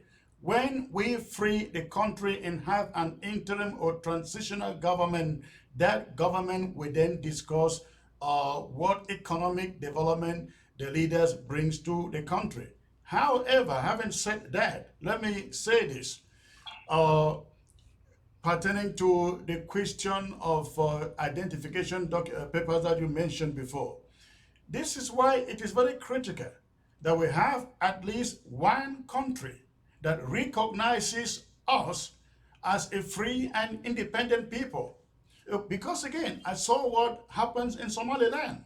Somaliland has been freed for 31 years and hasn't been recognized by any country. They say the African Union hasn't endorsed them, and Somalia hasn't endorsed them. But this is what they have done. They have gotten one country to recognize them. And so they tie their travel identification documents to that country. So, for example, assuming that we get Nigeria to recognize our independence, our citizens are issued with Nigerian passports or identification papers which are recognizable at any international airport they go to. That is how we get that, because if you don't have a country that recognizes you, nobody recognizes your passport or your ID. You go to the airport with an Ambazonian passport and they ask you which country is Ambazonia. What are you going to say? All right, Secretary Chris. I will put it to you that the statement you made before this is an anticlimax statement, because the diplomatic front will say, well, we heard from your own mouth that we cannot be looking for this because we are not yet a country. We will fight to free ourselves before we can consider recognizing your country, before putting diplomatic ties with your nation. Are you going to take that? Chairman, I don't think your question is clear enough. Can you be precise with what you really want to get in that question? This is the question. In the diplomatic world, in the foreign relations, no diplomatic ties are done without benefits, Correct. without the economic advantages and resources. So how are you going to boost the economy of your nation and the technological development if you cannot sell out your country to attract foreign investors and to attract those who are going to recognize the country, because as of now, they prefer to wait to fight. All right. I think I get your question clearly now. Unfortunately, there are certain things we cannot sit here on television and say and then have our enemy hear our strategy. We cannot say it here. But I bet you there are things that we can use to sell our country to potential supporters across the globe. But I think it would be unwise to sit here and talk about those. Thank you. So you want to let people know that this African nation is not one of those poor African nations, like it is said that, oh, Africa is so poor, this is why there's mass exodus. So we're a country worth attracting the international audience. And the reason why the Republic of Cameroon doesn't want to let go of their stranglehold on this nation? I think it really depends what we want. If we want ammunition, if we want military support for the struggle, then we have to be selective who we go for. But if we just want maybe some kind of coalition where we get a country to help us, give us traveling documents for our citizens who can no longer travel, it doesn't really matter as far as that country is a sovereign country. Those are the two differences there. All right. Mama G, thank you very much. Let's get to Mama G on the same question, and then we'll take two more and wrap this segment for today.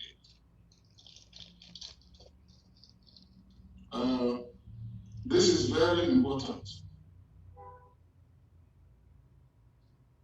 You have articulated well, and we still expect that we touch not only the foreign policy as far as you are concerned, but also the domestic policy.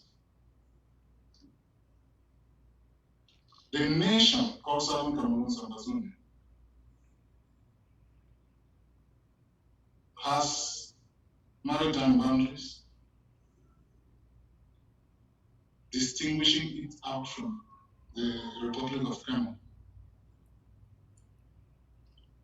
we want to touch on land tenure and state property. How do you plan to do with this nation as far as land tenure is concerned and state property? Margaret. As far as land tenure is concerned, I think we have to go back to our homes and look at history, look at our forefathers. Because if you go to a place like Limbe and Boya and all those places, the plantations that have been cut down, the land has been seized. I would say seized. They get these chiefs to claim that is their land, not claim like maybe it's not their land, but they take this land and all the francophones are buying the land, are claiming that they are buying it for pennies. We want to restore people's land. We want to plan, we want that if we are taking anything from the land, there is a plan that this is what we are going to use for farmland, this is where we are going to use for people to live in, and so that there's no indiscriminate destruction. You go to Bamenda, in the station, what they used to call it, the government residential area, where the government had carved out areas and said, this area is for expansion of government offices, expansion of government residential areas. Now, the Bamileke guy who is there is making sure that all the Bamileke people have that land. And we have said in Bamenda that they should be ready, that when we get our country back, these people will have to go. There's a cut-off period where if you do not get a land, your land at a certain time, okay, you didn't get your land, then you don't own that land. You have to show how. We have situation where around Lake Nyos, Bamileke people just carry themselves and come and start planting and farm. And when they ask them, oh no, we just look for place for work. No. The thing that I said from day one, when this war started, and they were destroying villages, I started saying the reason they are destroying these villages is because they want to bring the Francophone, the Bamilekes to build in there. And that way, there's a stranglehold on us. There's no way again that we will ever lift up our head that we want to separate. So we have to do everything possible to make sure that that does not take place. And immediately we have our land, we have to start dividing it by families to make sure it is our land, our property, and we don't let people come and infiltrate so that they will lose our identity. That we have to do all over the country.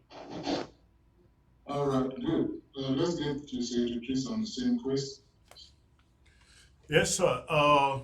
I've spoken a lot with quite a handful of people on the ground in FACO, especially when it has to do with uh,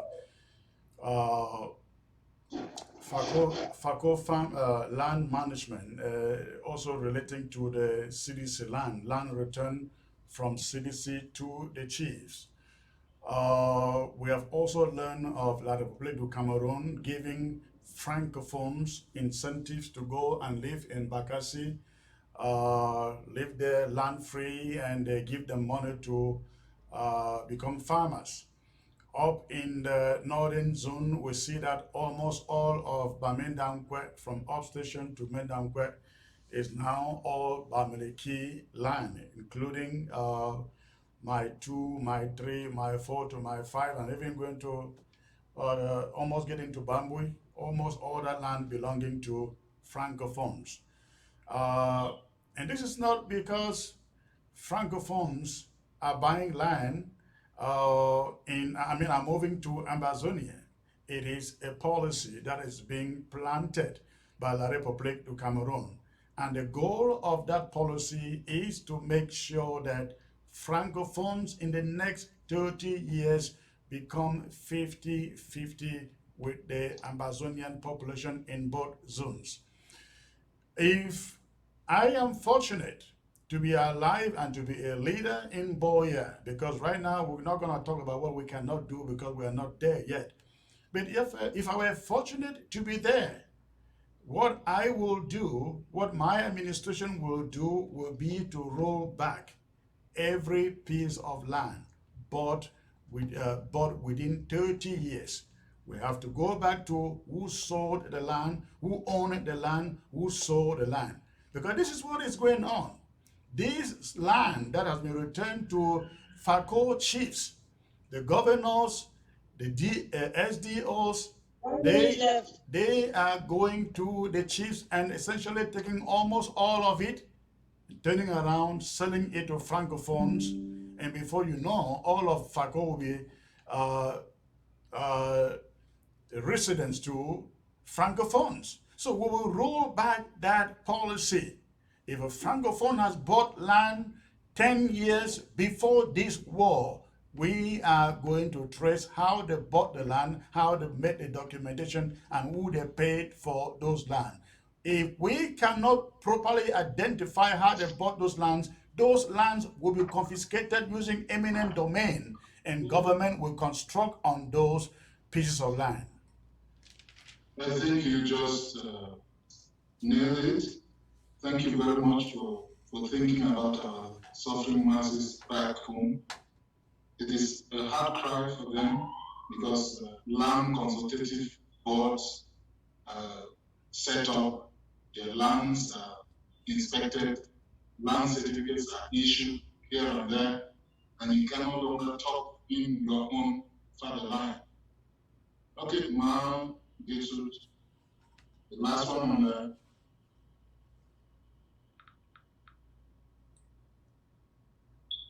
Are you here with us? Oh, yeah, I'm here. Yes. Are you, would you, yes, to round up on that, will you be doing something, any kind of land consultative board?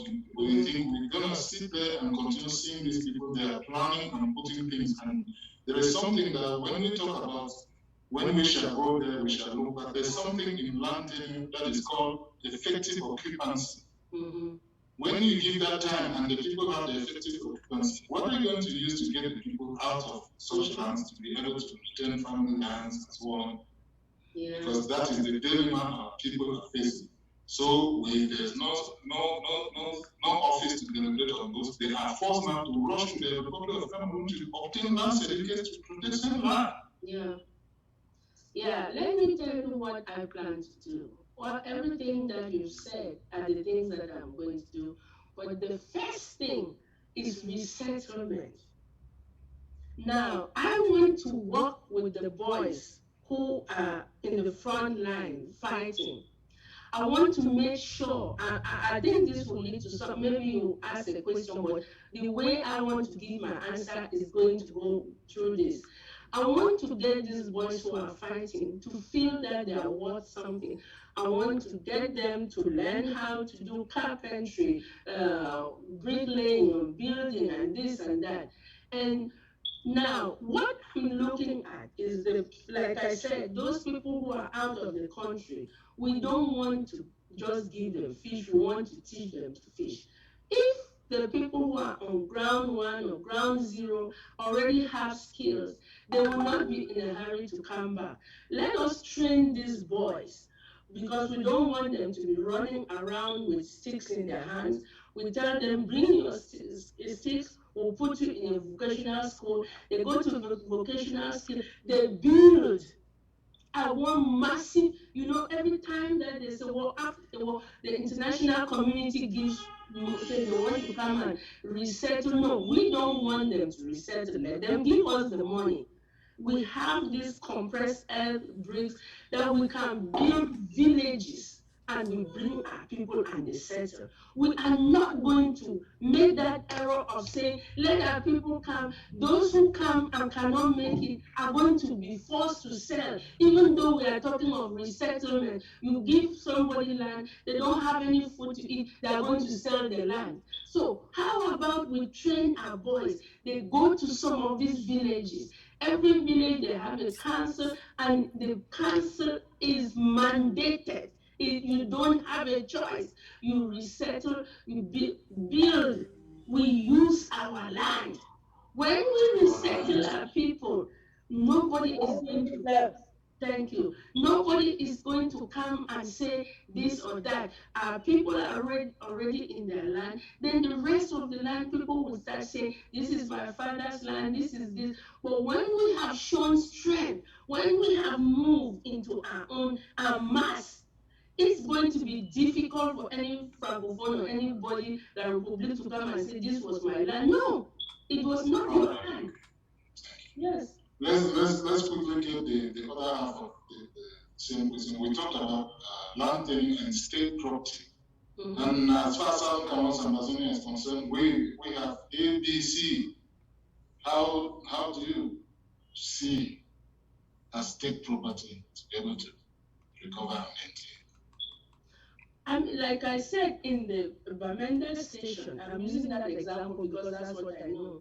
I know that there are places which were government residential areas that these Bamileke people have owned. We are going to remove them there. There are going to be the land consultative groups which will go around, and all those old people will say, this is my father's, this is how it was, and the government will retain its land. The government will take back its land so that they can develop, because we are going to build a robust government. All right, thank you, ma'am. I think you elaborated very well on that. I'm just about something like ABC TV, which is Amazonian state property.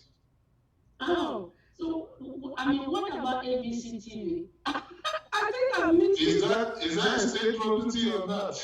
And how? Oh, ABC TV.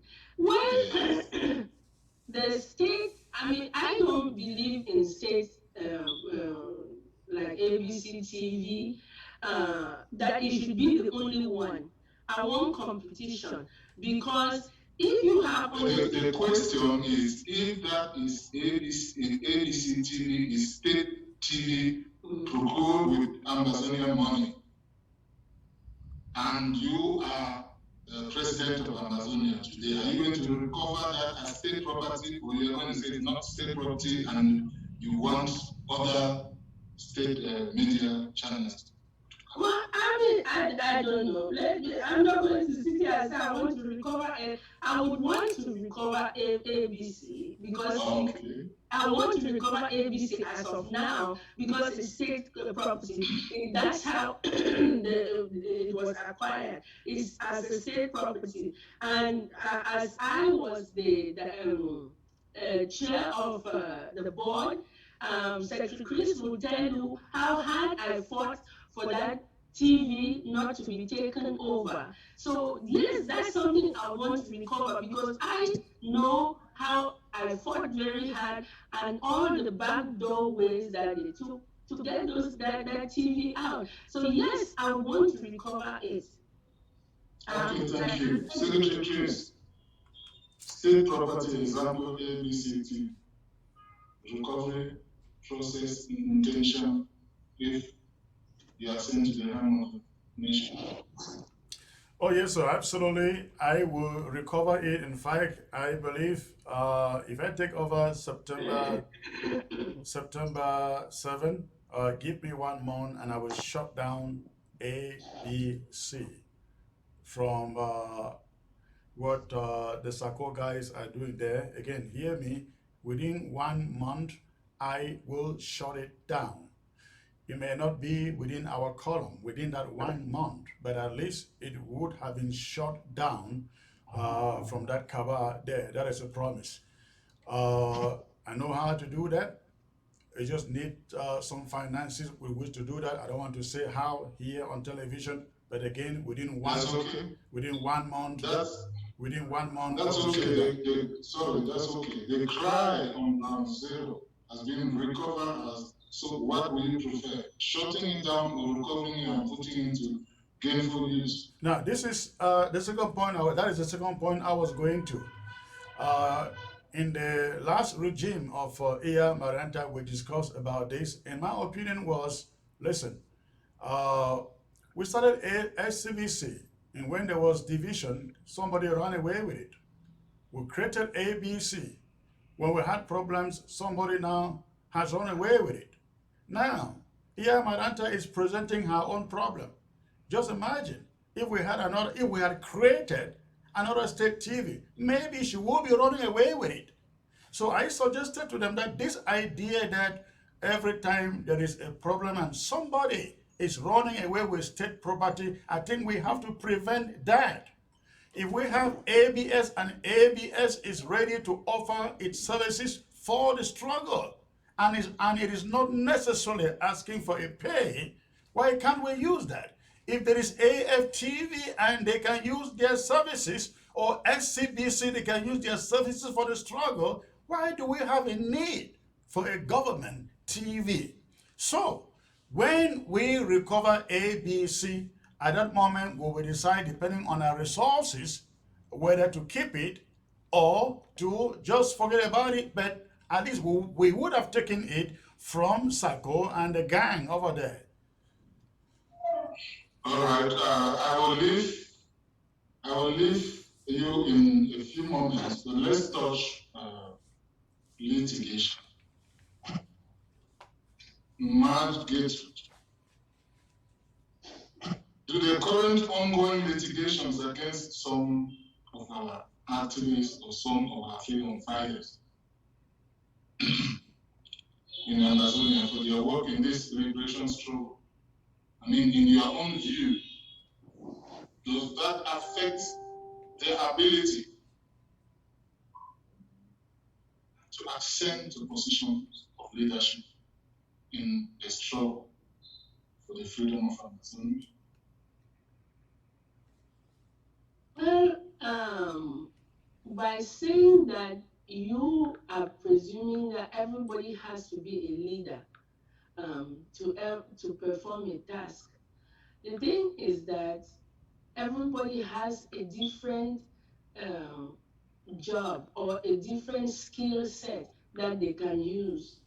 There are so many things that people are doing that, given the opportunity to do something, whether they can rise up, but they are using their skills to save the people who need help. That is still a service that they are providing. It doesn't have, everybody does not have to work to the point where there are leaders in the movement for them to be noticed or for them to be productive. As long as you're doing something which is helping the struggle, I think you are valued. I hope I Okay. Yeah, I pray for understanding. Now, the question, I didn't want to actually put it this way, but I'll bring it so it should be very crystal clear. One of the demands of our incumbent president was that our election modalities should be, reviewed and mended to the extent that somebody who has litigation or who has a case because he or she is fighting for the freedom of Amazonia should be disqualified from running for the presidential office. Okay. Is that your take? No, I have two answers for that. The first thing is the president has nothing to do with the setting of the election. A president who is running for election has nothing. I see the Restoration Council saying, we took the modalities to her, we did this. No, it is not normal. There is a body which is set for that, and that body should work on the modalities. Finish.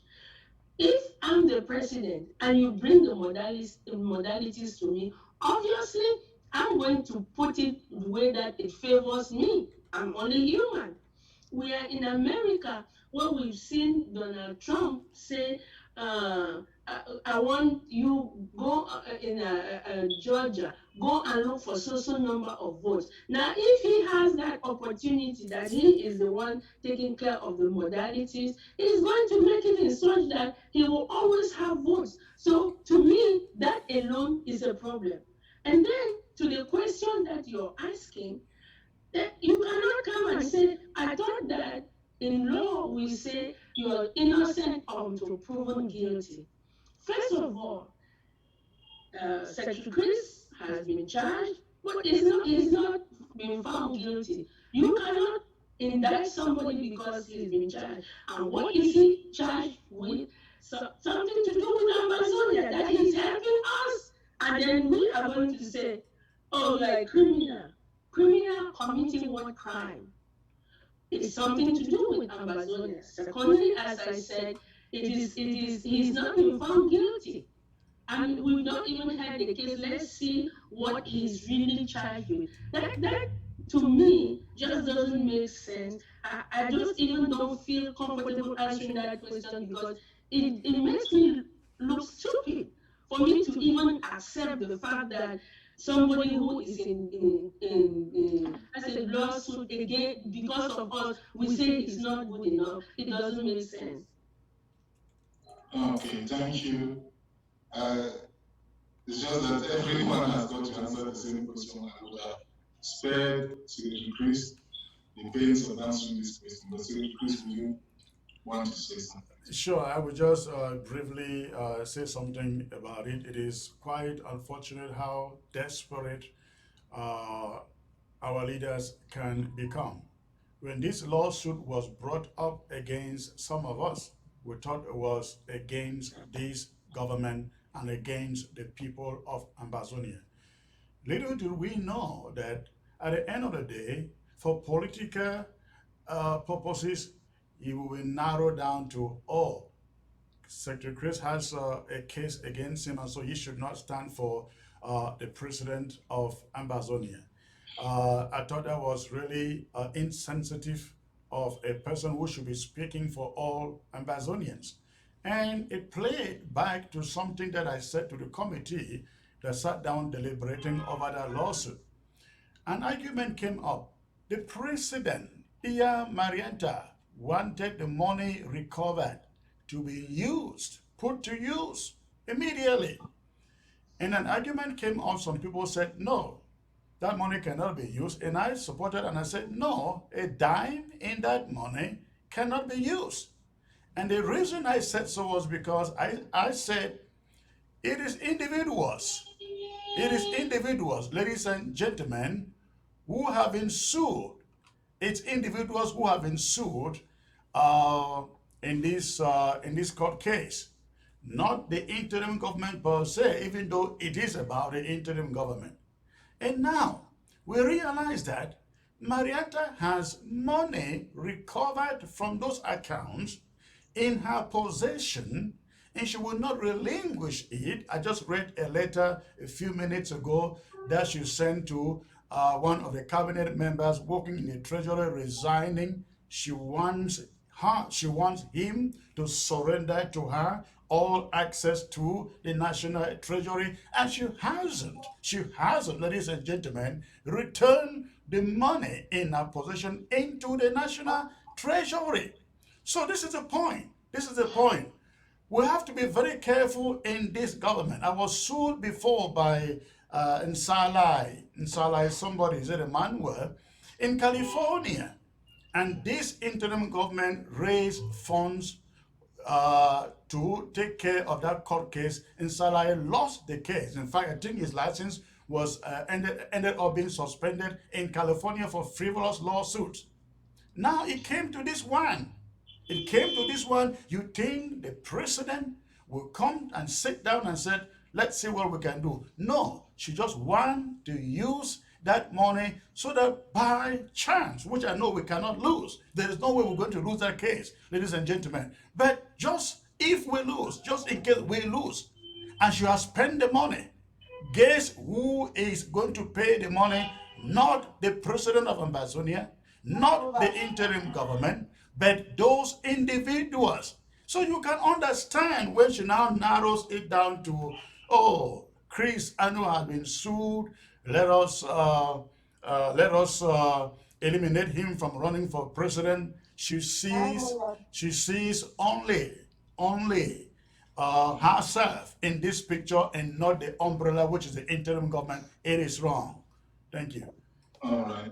Thank you. I think Amazonians are getting the thing and they are preparing to give their questions. I believe the chief moderator should be getting warmed up to come back. We have the prison release. We have prisoners, because it's related. There are people who jumped into this fight trusting that it was going to take not more than 2 years to free Ambazonia. But they're now languishing in the jails and the dungeons of the Republic of Canada. What are you going to do to release those prisoners in the likes of Digan Tassan, former President Sisiku, and Tade, to name those penitents and the rest? I give that to Ma, Jason, Ma, Gertrude.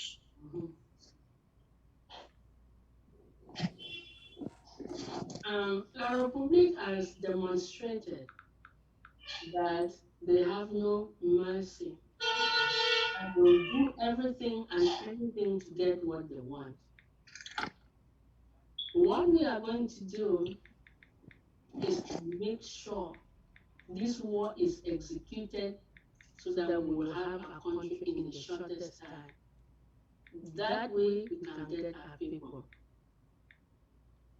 If we work hard enough to get an international coalition to be on our side, then they can begin to help us with things like releasing our prisoners. But the main thing that I can think, given what the Republic is, what we notice they are doing, they will not freely release those people until, as you see what happened with Agobala had to agree that, I think he was brainwashed or so, he has to be part of La Republic, and that's how he was released. We don't want that to happen to our people. We are going to work hard and win this war so that they can be released as soon as possible. Thank you. Thank you. Chairman, Vice Chair of PIPA, and the Chief Moderator, the Presidential Debate 2022, please. We will continue from there. And let's see those who have questions from the gallery. Thank you. Yes, Chairman Chang, the candidates, in the previous recommendations, they advised us that 12 a.m. Amba time was the cut-off time. So we've been in severe overtime. But we want to thank them for being here. For your closing remarks, please, both candidates, in your closing remarks. Let me first start off by saying, free all our political prisoners, penitents, free Abdul Karim, free Sisiku Ayu Tabe, free Machu BBC, free Fidelis Ndeche, free Dikan Patasang, all of our political prisoners, free them. We need them free. So in your closing remarks, Secretary Chris and Margaret, is there any message you wish to send to our brothers and sisters who are locked up falsely by dictator Bia's regime? In your closing remarks, both of you, thank you. Chris. Maji first. Okay. Our dear brothers and sisters who are in jail, we feel for you, we sympathize with you, we will do anything to bring you out. But as you know where we are and the kind of people that we are dealing with, you have seen how some of theirs have been caught and people have tried to use them as leverage to get you out, but La Republique has resisted. So the options that we have, like saying we are going to catch their own people and have them release us, is not something that we know can work. We know that we need our international partners, our international collaborators or friends to help us. And we are doing everything, or if I made the president, I will do everything to see how we can get those people free. Lastly, I'm going to increase firepower. There's going to be enough firepower for La Republic to drop everything and run away and say, I give up. And that way we can get our people. Because La Republic has shown itself as a group of people who are heartless, who are one-way focused, and I mean, you have to look at options, and our options are very slim. But we are not going to say because the options are slim, they don't exist. We will explore the ones we know. We will look out for those that we don't know. We will take suggestions from people. We will do everything, because if one person is hurting, we are all hurting. And these are people who are our leaders. And so we will do everything to bring them out. Thank you. Secretary Chris, same to you. Message to, in your closing message to our brothers in lockup. Closing remark. Yes, I'd like to thank everybody who has watched us from the confines of your homes, both from ground zero and here in the diaspora. This exercise, I consider it very, very important, so that for those who are voting on Tuesday, before you go to the polls, you know exactly what each candidate stands for and what they want to achieve in leadership. Our prisoners of war can rest assured that if by the grace of God I become leader on September 7th, I think their slave masters will come under tremendous pressure to have them released. I think this is a new phase in this war, and I will say actually the beginning of the war and marching towards the end of it. We need the kind of firepower and economic sabotage that leaves La République du Cameroon failing to pay all its debts and leaving the international community saying, hey, you don't negotiate and free all prisoners, you have no loans, you have no grants from us. That is what we're going to do. But let me also add that what I want to do, ladies and gentlemen, is to empower every county and every LGA to take back operations in their counties and in their LGAs. We want to see the LGAs administering our community education program, and the counties, of course, doing the same. We want to see the LGAs and the counties also taking care of all the AROFs in their communities, their LGAs, or their governments. So when we raise money for the counties, the idea that some central government takes 20%, that is going to be cancelled. We will discuss that. Maybe 5 or only 10% will go to the central government. The rest should go to the counties, so the counties can actually supply the fighters in those counties.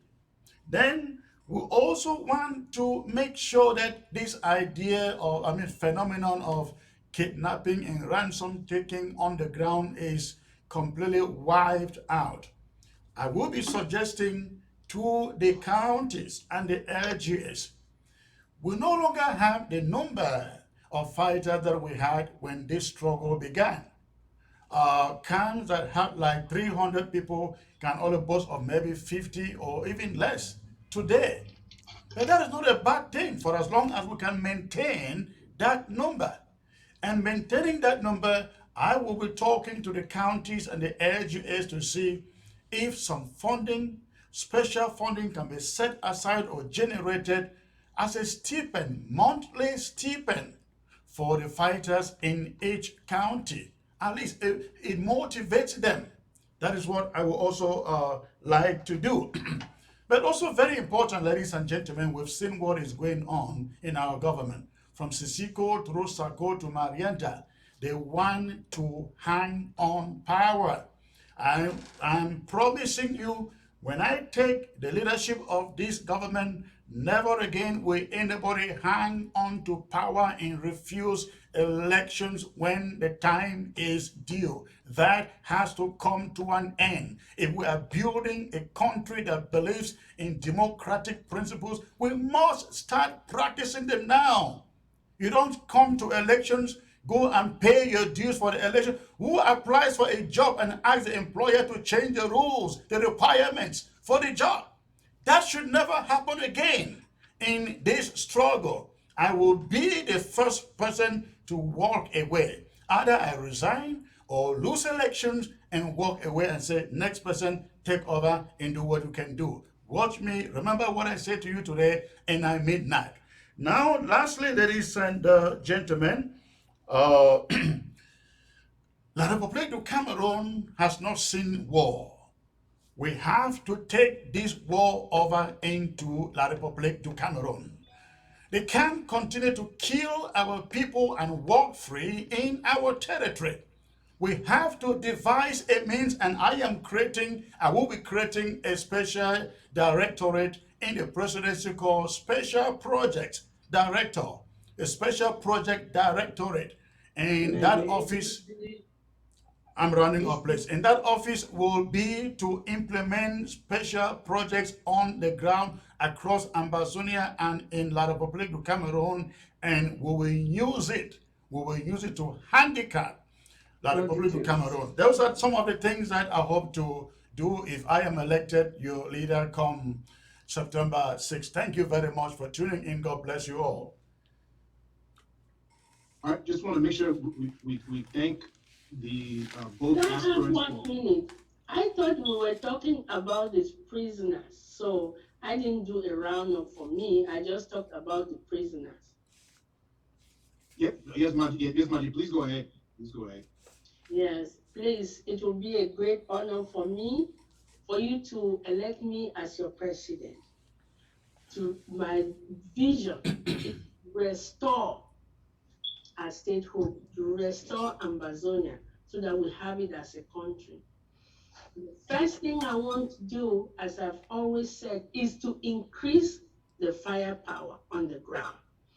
We will increase the firepower to the point where everybody who is sent to come to our region, to our country, their heart will be beating.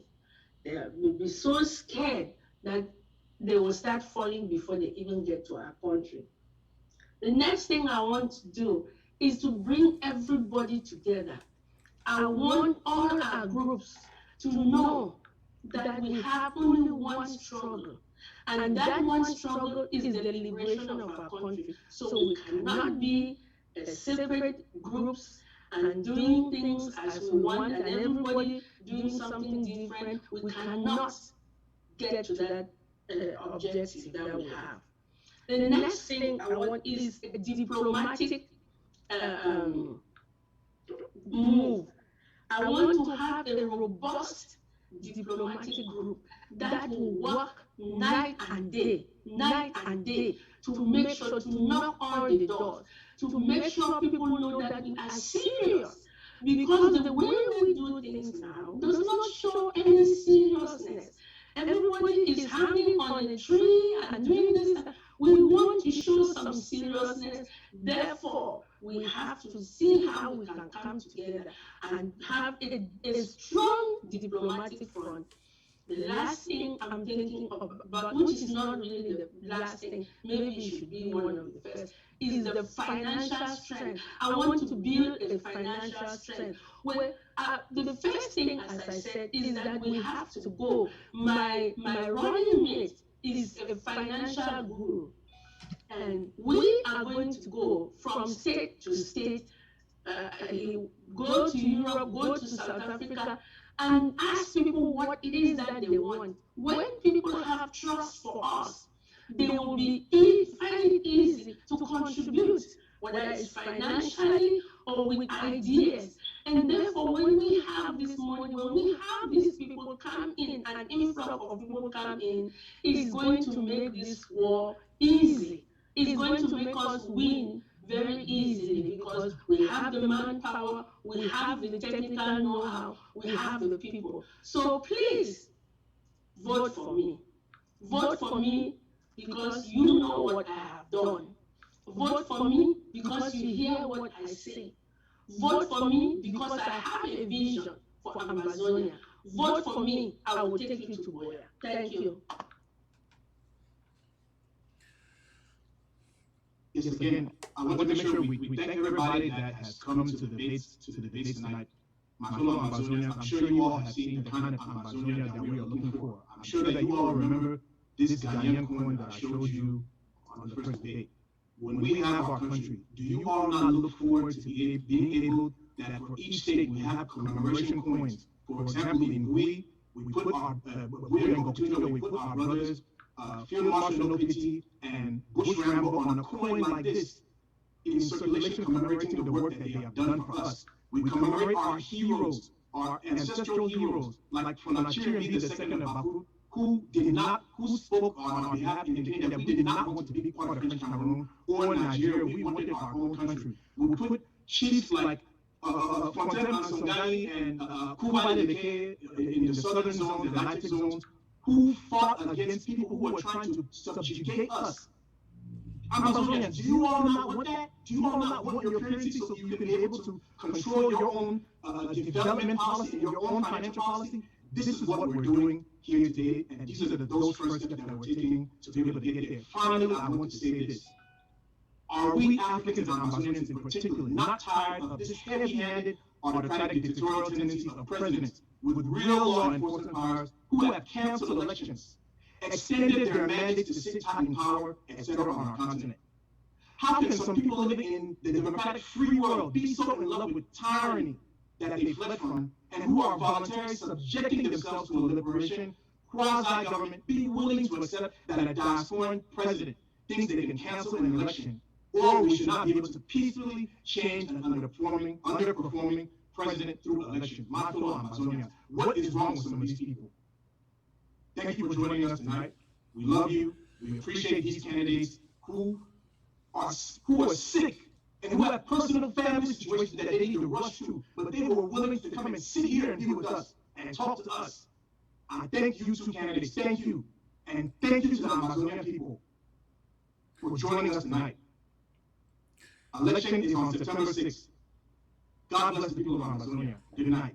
Mr. Chairman, before you go, I'd just like to say thank you, my Gertrude, for showing us for this debate and not shying away from it. Thank you very much. You made it really good. Thank you. It's for love of country. It's for love of country. Thank you. All right. Yes. Thank you, everybody. Vote. Vote for me. Vote for me. Don't vote for Secretary Chris. Okay.